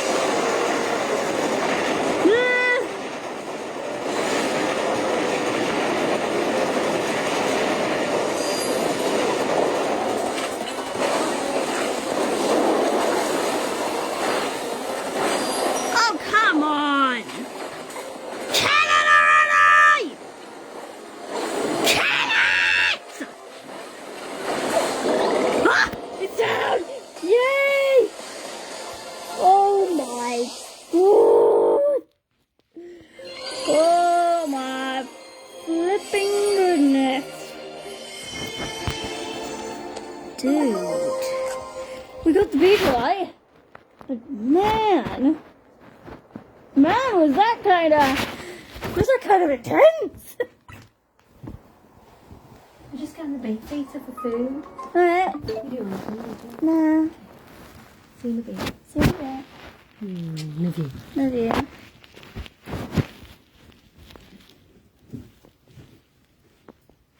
See you in a bit, Dad. See you in a Love bit. you. Love you.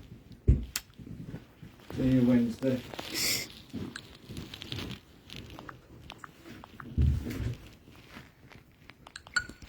Dog folks did great. Here, I'll get everyone healed up. Alright, now go take care of the other road Pokemon. Hey there. I was watching what happened here from a ways away. What in the world was wrong with that Beedrill? It's called Rogue Mega Evolution. There's been a lot of talk about Pokemon going crazy out of nowhere. Hard to believe it was all true. I've heard about this Rogue Mega Evolution thing. Why has it been happening to these wild Pokemon? We're still investigating. You kids are looking into it? You know, I wonder if it has something to do with all the wild Pokemon coming into Lumiose. All this weirdness started around the same time as the renovation work on Prison Tower, too. Of course, Arctica wants Lumiose to be a city for both people and Pokemon. But it isn't as easy as all that, is it? Still, I'll be sad if that's the last of it. If that's the last any of us sees of that feisty Beedrill. I hope it comes back soon now that it's calmed down.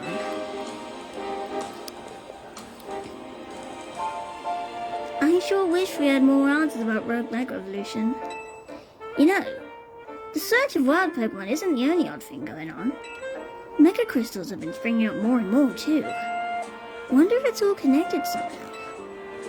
Oh well, no use racking my brain without more info to go on. I'll catch you later, okay?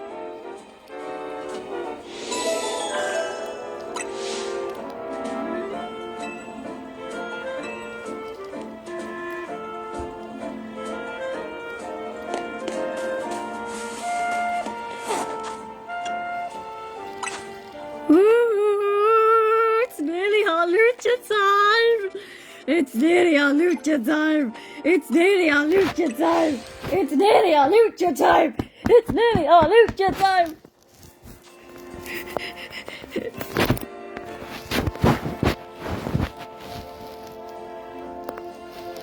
It's nearly Halucha time!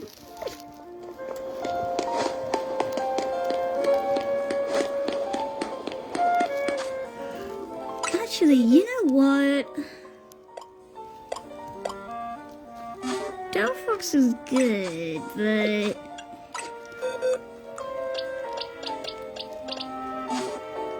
I kind of want Excadrill. I really do. I mean, Excadrill would give me an electric type counter, and we don't really have that much. Let me just see if old nature.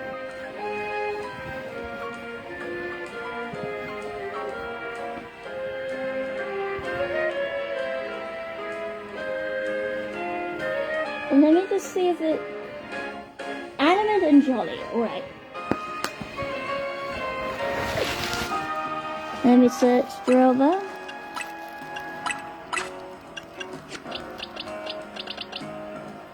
Gentle nature, quiet nature, bold nature, quiet nature, lax nature.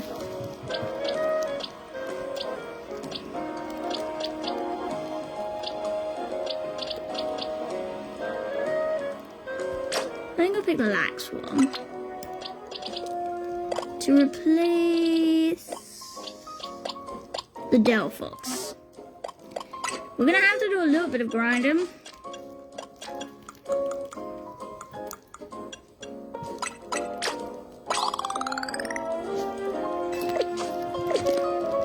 Thankfully, it won't be that bad.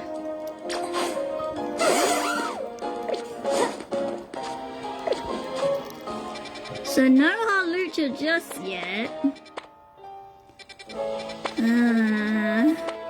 I would really like to go to the Halucha, but no.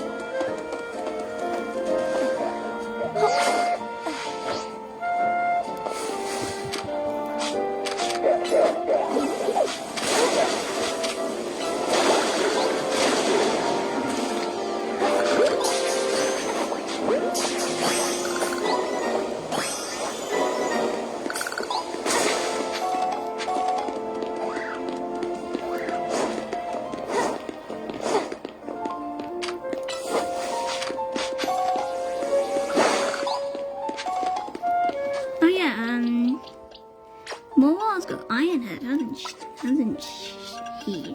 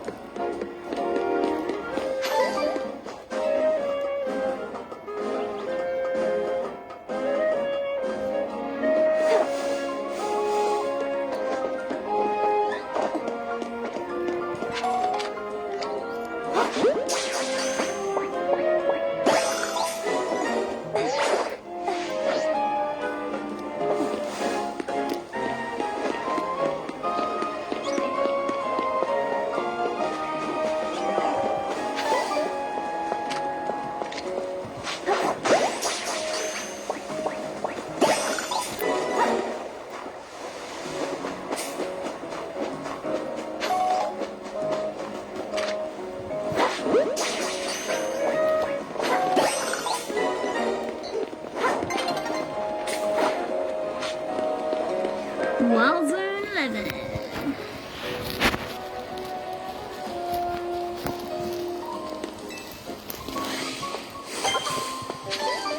Ooh, Gyarados. No.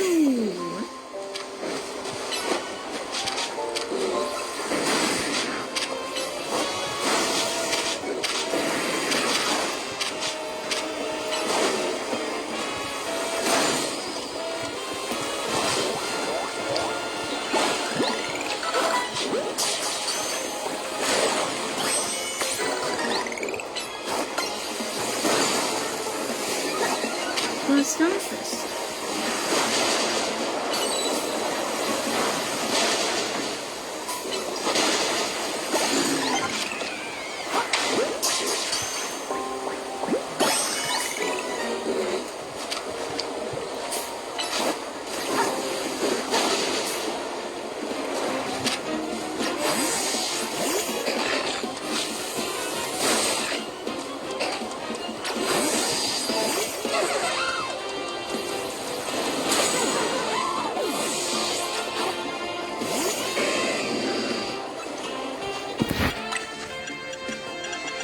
Oh. Oh, perfect.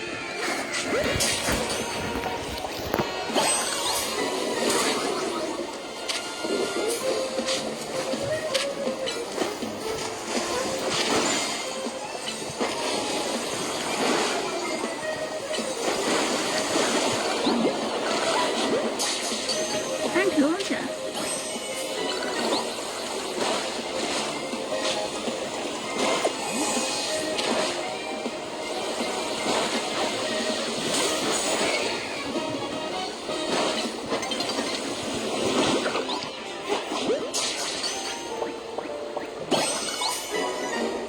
Five out of six already.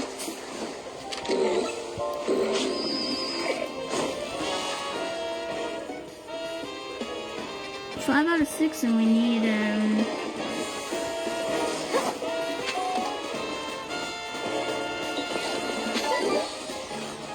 revive.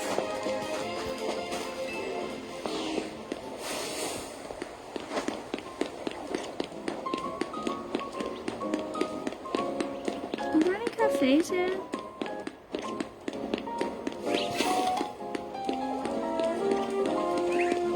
No, the bench would. The bench would be helpful. Still.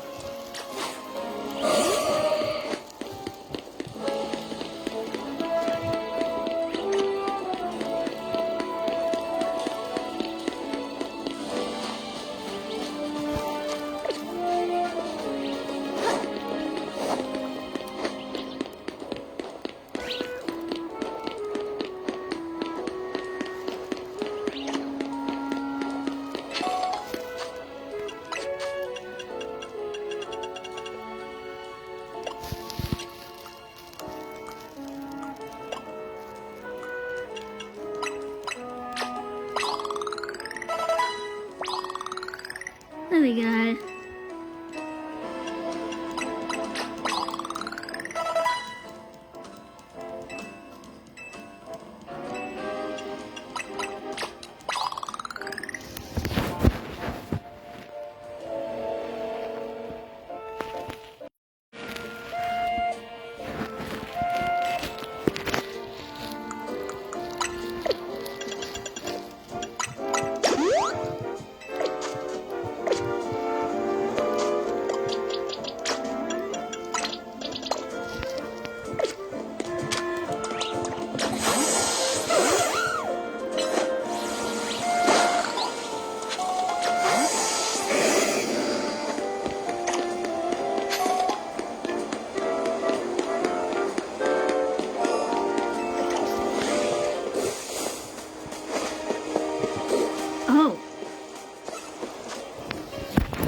So the last one we need.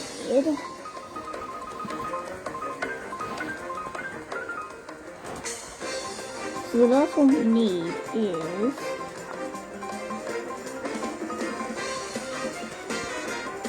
pink eye.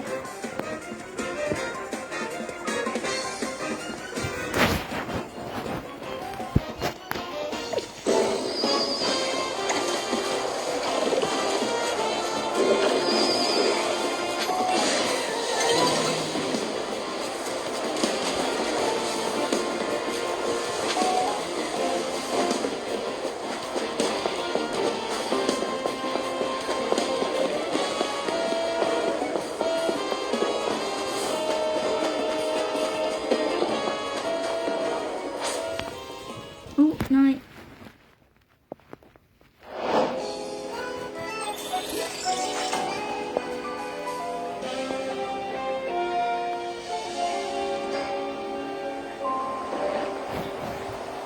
Oh, there it is.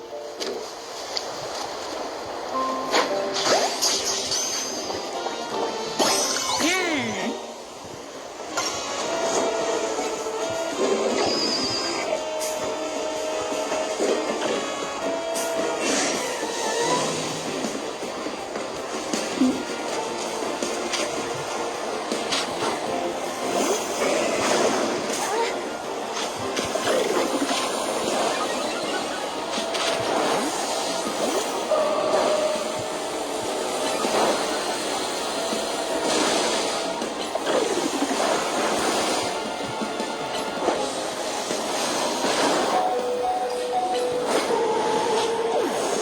Right.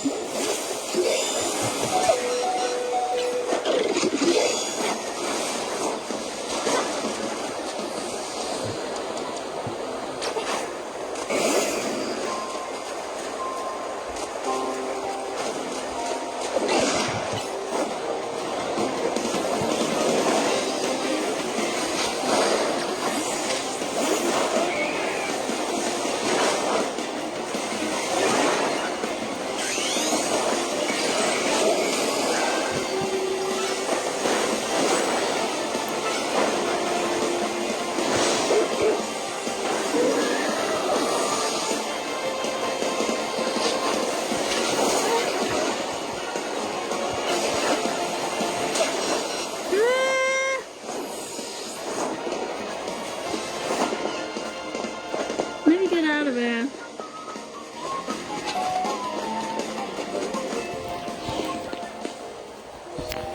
Let's head to World's End 12.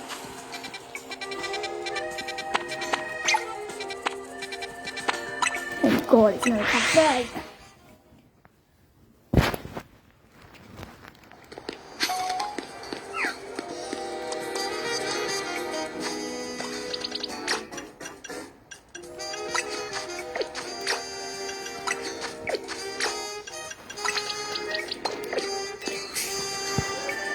Yeah, I'd like a flamethrower.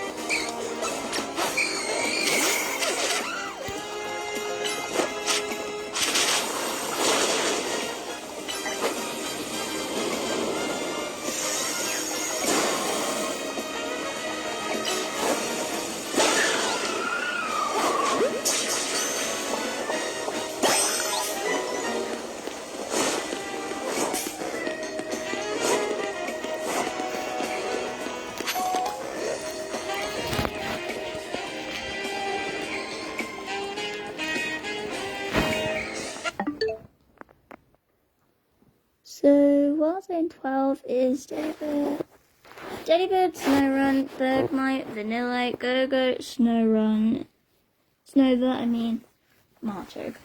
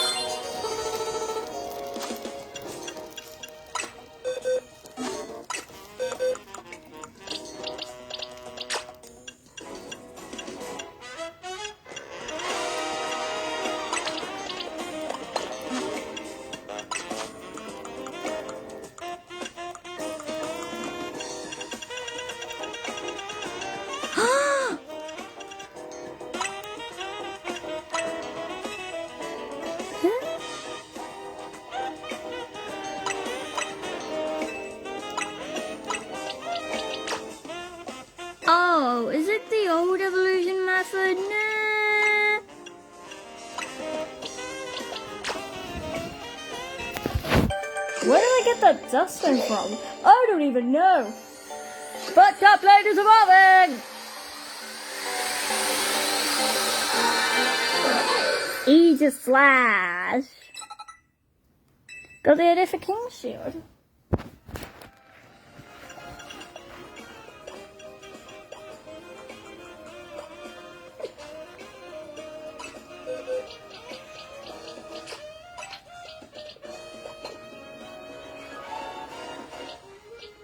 I think this is the final team. When I have our Lucha, I think this is actually going to be the final team. Every single one of them is able to Mega Evolve except for Aegislash. Unless it secretly is.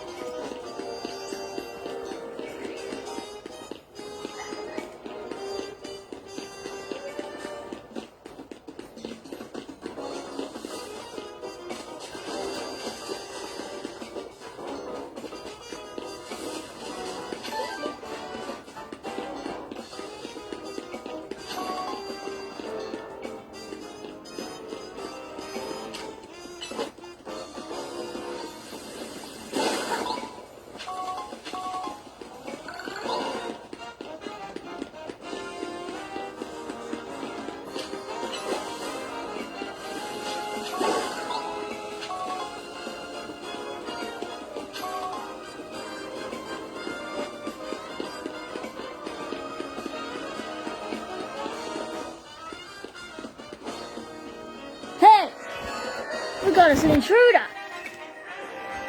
I don't know what you're trying to accomplish. But don't go about causing trouble for us.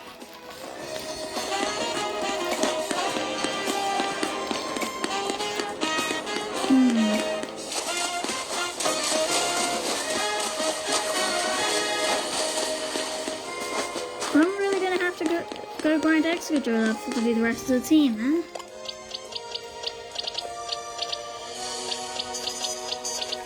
I reckon around level 38 will do.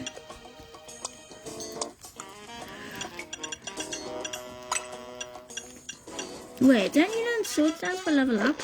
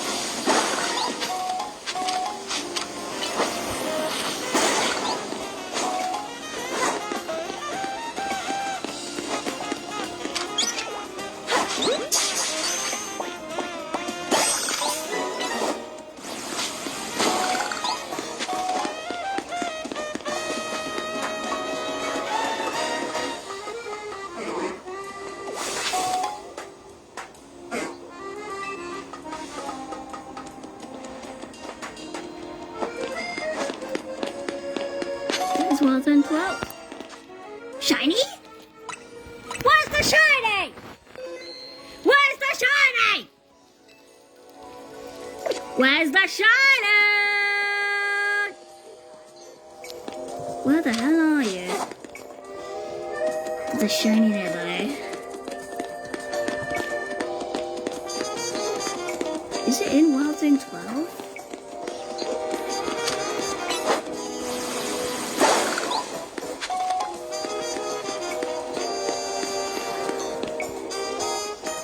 Must be.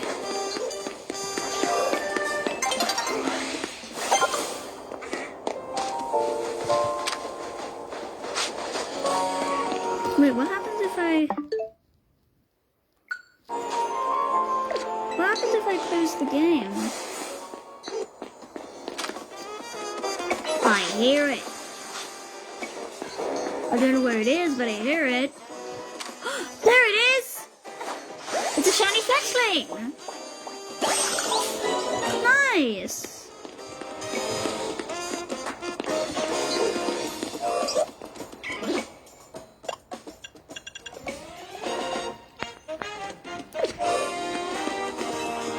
Okay.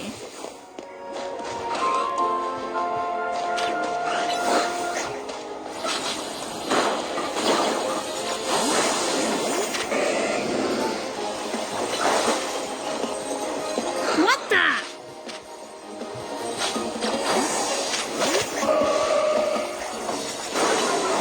I got the freeze.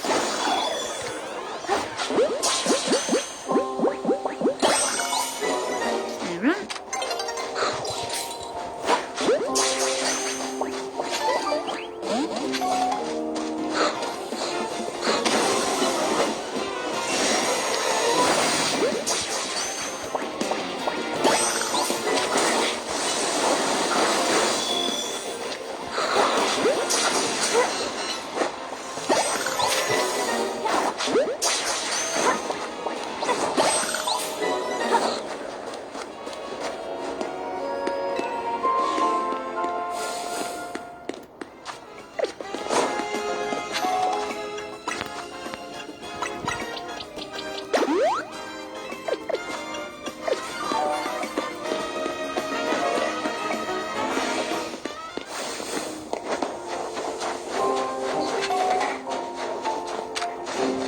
Go, go!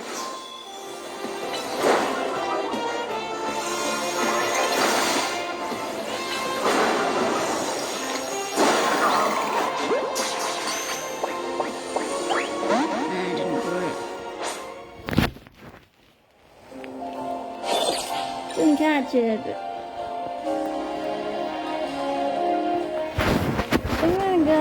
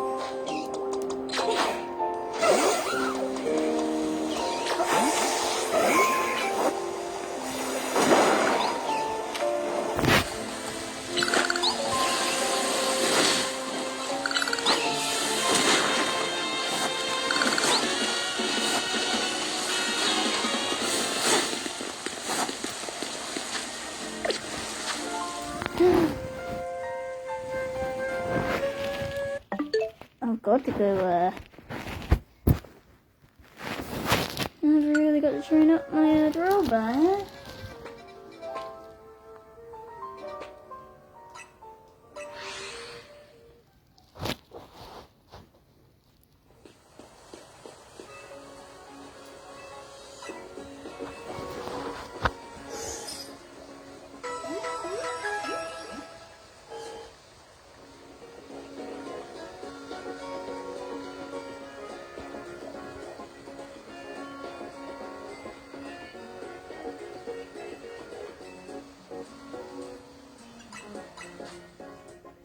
Ultra balls!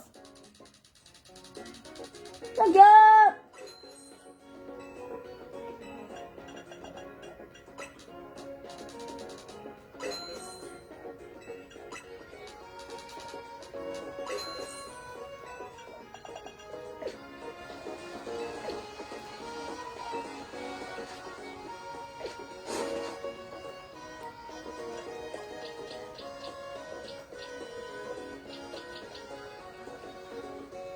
How'd it go?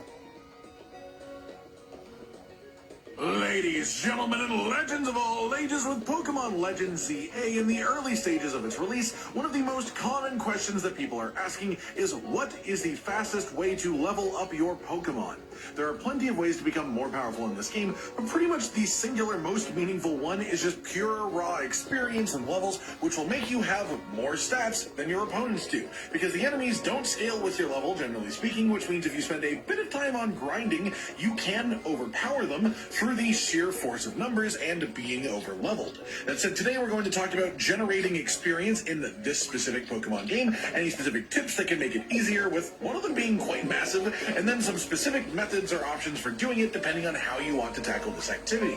First and foremost, the most important thing we need to talk about is the Red Canari plush. You get the base version of this for free during Story Mission 5, and it increases all experience that you gain from all sources, which is of course massive for the topic of this video, but it gets even better. You can go to this building here on the southeast side of the city and trade with the construction worker standing outside. He will take colorful screws from you in exchange for new plushes of different types or upgrades for plushes you already own.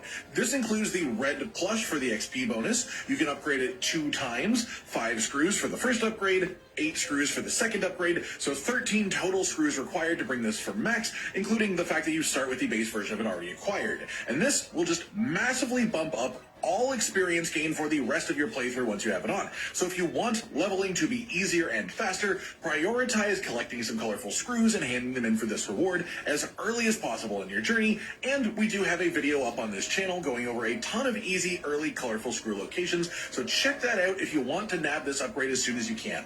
Outside of that, there are a couple of main options for farming XP, a couple less great methods that aren't so worth mentioning because they are very brain off in comparison, and then some secondary methods you can do for bursts of XP, but they are a little bit less farmable. They're sort of like one-time activities or things you can't control.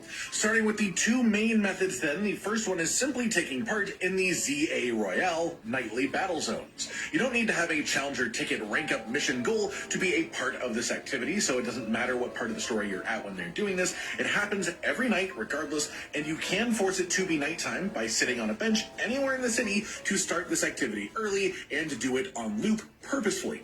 The main reason this is so good is it's just rapid trainer battles back to back to back. This stops being quite as fantastic if you overlevel the trainers in the area too much, but generally speaking, in any battle zone, there is a pretty wide variety of levels for your opponents, like 5 to 10 level variants from the bottom level to the top one, so try to aim for the higher level trainers as much as possible if you want experience. And the trick for that is that usually any trainers that are on elevated positions, like up on the rooftops specifically, are usually a higher rank or higher level than the trainers that are at the ground level, so that makes them be a better farming target specifically. Stealth open attack one-shots are a massive speed increase to battles as well, as at least early game, most of these trainers in the battle zones have 2, maybe 3 Pokemon at most, so if you can one-shot their first Pokemon before combat even starts, then you can end up getting through a whole battle in like 20 seconds or less, which is extremely efficient experience. And as if that wasn't enough, trainers do respawn during the duration of the battle zone, so you can't really run run out of trainers in the area, as you can just run to a different part of the zone, defeat some trainers. Then when you end up looping back to the original area, new trainers will have appeared. For experience gains specifically, you don't care about the battle cards, just about getting as many battles as you can, as frequently as you can, and just stomping through them as ruthlessly as possible. The second main method then is Wild Zones, with a specific trick added onto these. Wild Pokemon are generally easy battles. You can start off with a sneak attack if you play your cards right, and sometimes that will even one-shot the Pokemon depending on the attack you use and type matchups and stuff like that. So you can get a bundle of experience super quickly. But the real tip for this one is that you get experience when you empty a Pokemon's HP, but you also get experience for capturing a Pokemon with, your Pokeball. In most Pokemon games, you obviously can't do both of these things to the same Pokemon, but Legends ZA has a new mechanic where when a wild Pokemon runs out of HP, they don't disappear instantly, but instead they will hang around for a few seconds with stars spinning above their head.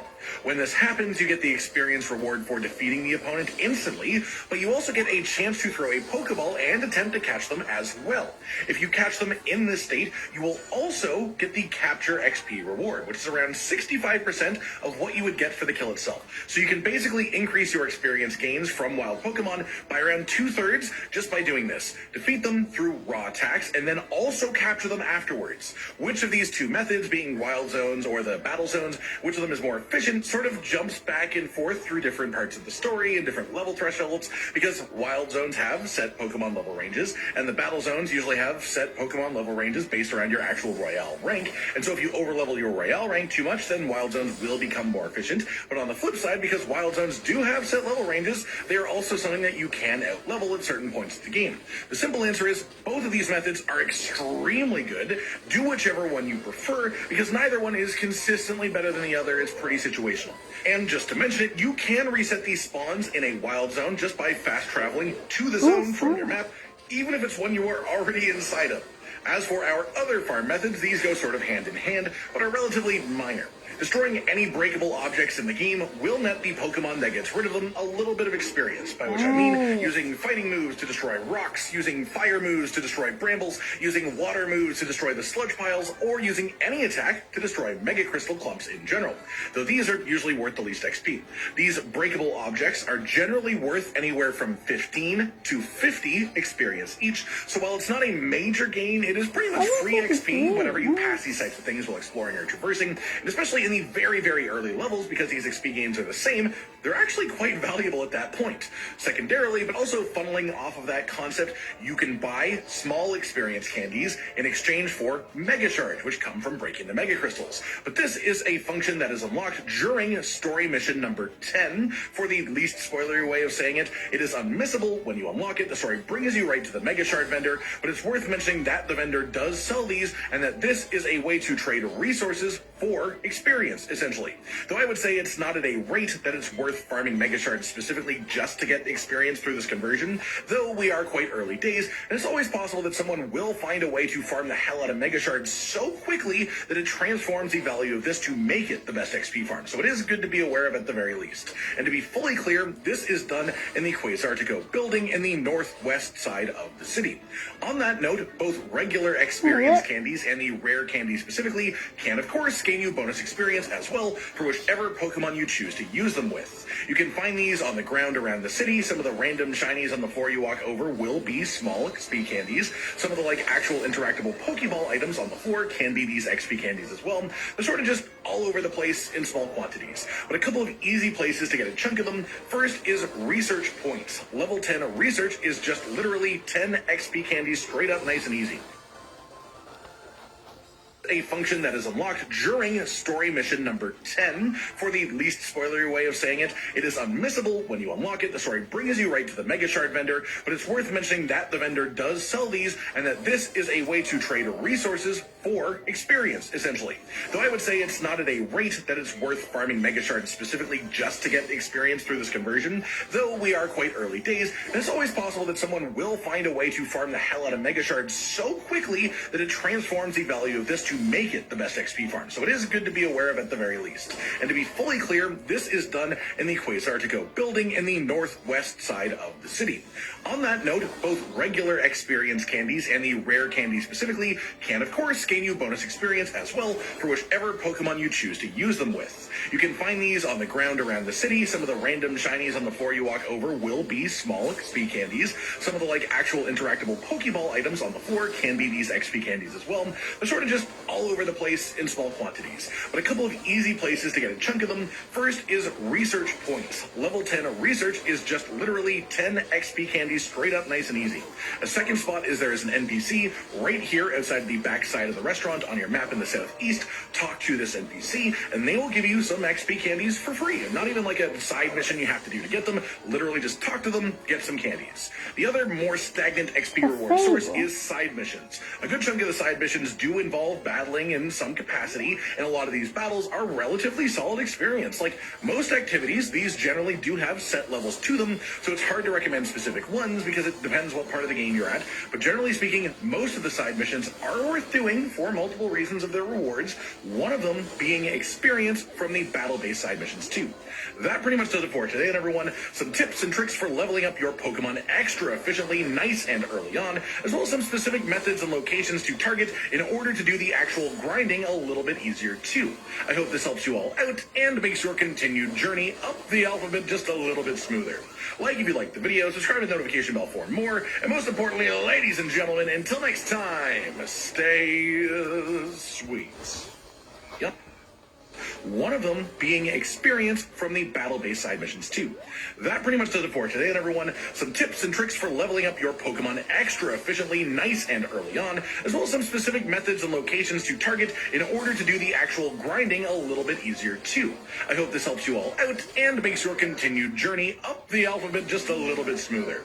Like if you liked the video, subscribe to the notification bell for more, and most importantly, ladies and gentlemen, there is an NPC right here outside the back side of the restaurant on your map in the southeast. Talk to this NPC and they will give you some XP candies for free. And not even like a side mission you have to do to get them. Literally just talk to them, get some candies. The other more stagnant XP reward source is side missions. A good chunk of the side missions do involve battling in some capacity, and a lot of these battles are relatively solid experience. Like most activities, these generally do have set levels to them, so it's hard to recommend specific ones because it depends what part of the game you're at. But generally speaking, most of the side missions are worth doing for multiple reasons of their rewards, one of them being experience from the battle-based side missions too.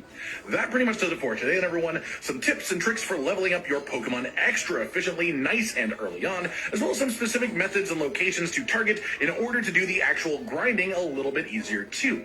I hope this helps you all out and makes your continued journey up the alphabet just a little bit smoother. Like if you liked the video, subscribe to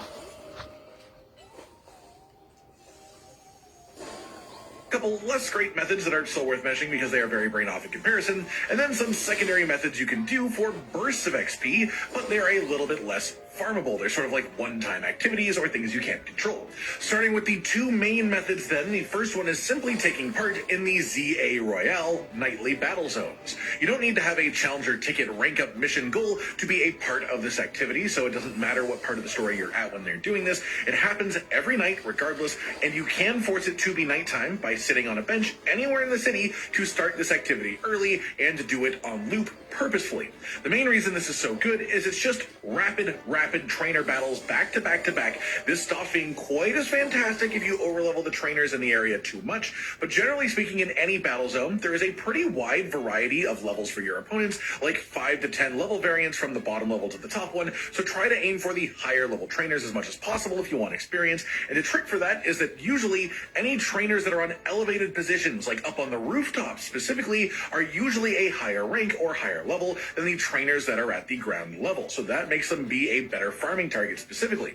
Stealth open attack one-shots are a massive speed increase to battles as well, as at least early game, most of these trainers in the battle zones have 2, maybe 3 Pokemon at most, so if you can one-shot their first Pokemon before combat even starts, then you can end up getting through a whole battle in like 20 seconds or less, which is extremely efficient experience. And as if that wasn't enough, trainers do respawn during the duration of the battle zone, so you can't really run out of trainers in the area, as you can just run to a different part of the zone, defeat defeat some trainers. Then when you end up looping back to the original area, new trainers will have appeared. For experience gains specifically, you don't care about the battle cards, just about getting as many battles as you can, as frequently as you can, and just stomping through them as ruthlessly as possible. The second main method then is Wild Zone, with a specific trick added onto these. Wild Pokemon are generally easy battles. You can start off with a sneak attack if you play your cards right, and sometimes that will even one-shot the Pokemon depending on the attack you use.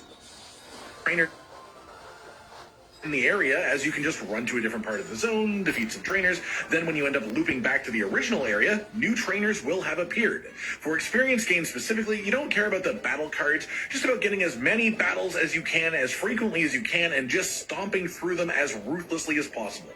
The second main method then is Wild Zone, with a specific trick added onto these. Wild Pokemon are generally easy battles. You can start off with a sneak attack if you play your cards right, and sometimes that will even one-shot the Pokemon depending on the attack you use and tight matchups and stuff like that. So you can get a bundle of experience super quickly, but the real tip for this one is that you get experience when you empty a Pokemon's HP, but you also get experience for capturing a Pokemon with, your Pokeball. In most Pokemon games, you obviously can't do both of these things to the same Pokemon, but Legends ZA has a new mechanic where when a wild Pokemon runs out of HP, they don't disappear instantly, but instead they will hang around for a few seconds with stars spinning above their head.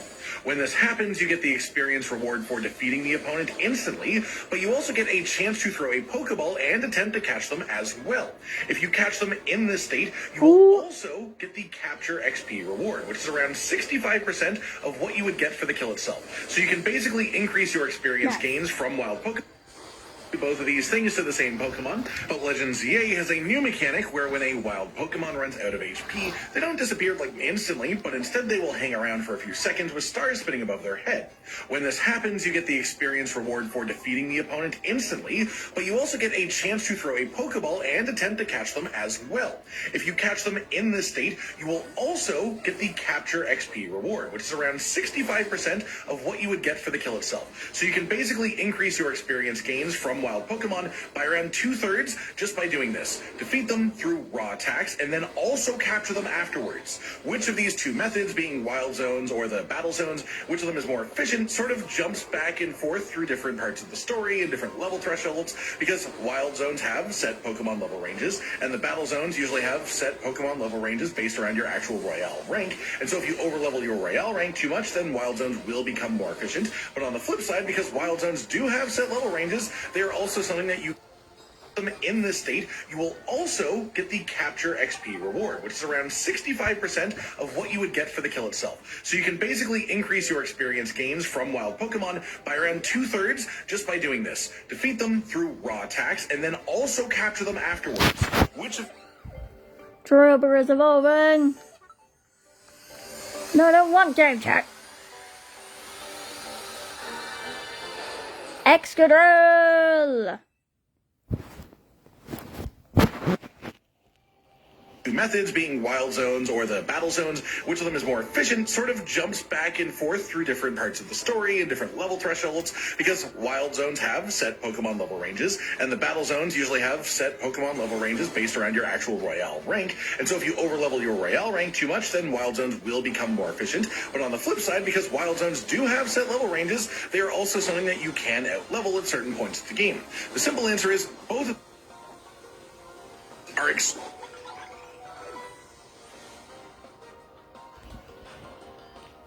capture them afterwards. Which of these two methods, being Wild Zones or the Battle Zones, which of them is more efficient, sort of jumps back and forth through different parts of the story and different level thresholds, because Wild Zones have set Pokemon level ranges, and the Battle Zones usually have set Pokemon level ranges based around your actual Royale rank.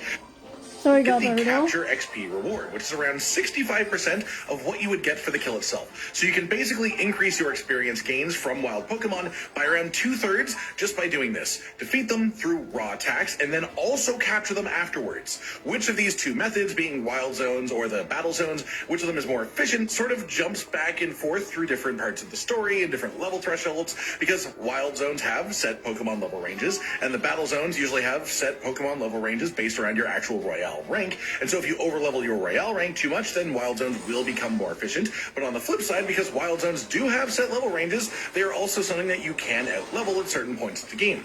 The simple answer is both of these methods are extremely good. can reset these spawns in a wild zone just by fast traveling to the zone from your map, even if it's one you are already inside of. As for our other farm methods, these go sort of hand in hand, but are relatively minor. Destroying any breakable objects in the game will net the Pokemon that gets rid of them a little bit of experience, by which I mean using fighting moves to destroy rocks, using fire moves to destroy brambles, using water moves to destroy the sludge piles, or using any attack to destroy Mega Crystal clumps in general, though these are usually worth the least XP. These breakable objects are generally worth anywhere from 15 to 50 experience each, so while it's not a major gain, it is pretty much free XP whenever you pass these types of things while exploring or traversing, and especially in the very, very early levels, because these XP gains are the same, they're actually quite valuable at that point. Secondarily, but also funneling off of that concept, you can buy small experience candies in exchange for Mega Shards, which come from breaking the Mega Crystals. But this is a function that is unlocked during story mission number 10. For the least spoilery way of saying it, it is unmissable. When you unlock it, the story brings you right to the Mega Shard vendor, but it's worth mentioning that the vendor does sell these, and that this is a way to trade resources for experience, essentially.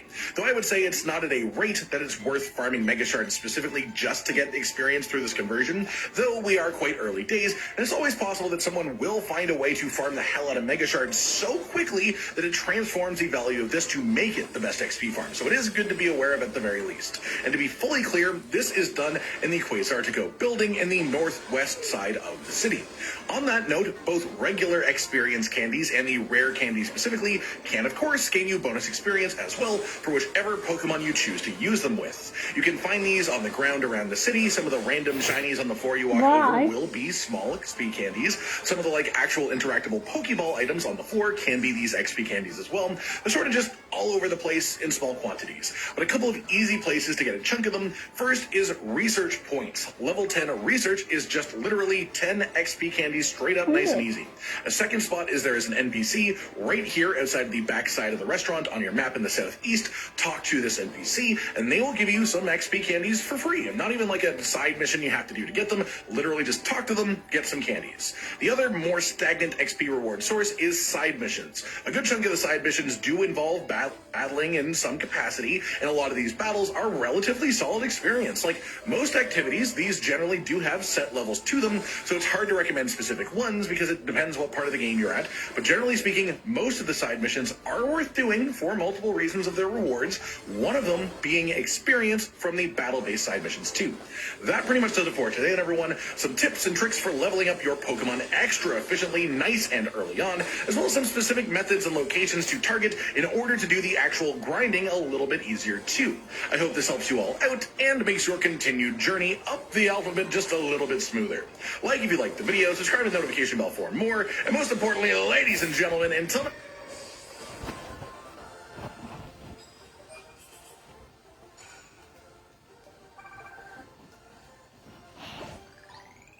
Hey guys, and welcome back to another Pokemon Legends EA video, and today we'll take a look at the best farms right now in the game for XP, leveling up your Pokemon, getting XP candy, and also of course getting a lot of money in the process, because obviously you will need to spend money to make money. So without further ado, let's jump right in. And we're gonna start things off with the different types of plushies you can buy from the Racing Construction Company here on this side of the map, because the most obvious are not necessarily the best outright. You may be tempted to buy the red one because it increases the amount of XP that your Pokemon gets, and you will want to eventually still get this as you're pushing to level 100. But right away, the blue one is actually much better. Not only is this going to help you with the capture chance, but because you can capture more reliably, this means you can capture higher level Pokemon, which will give you a ton more XP to your existing ones. More on that in just a little bit, but for the time being, try to focus on the purple Pokeball so you can get as much colorful screws as you can. As you can see, the cost to get the higher level versions of the plushies will go from 3 to 5 and eventually to 8. So in total, you're 19,000. 39,000, thank you for the money. Now just gonna continue grinding.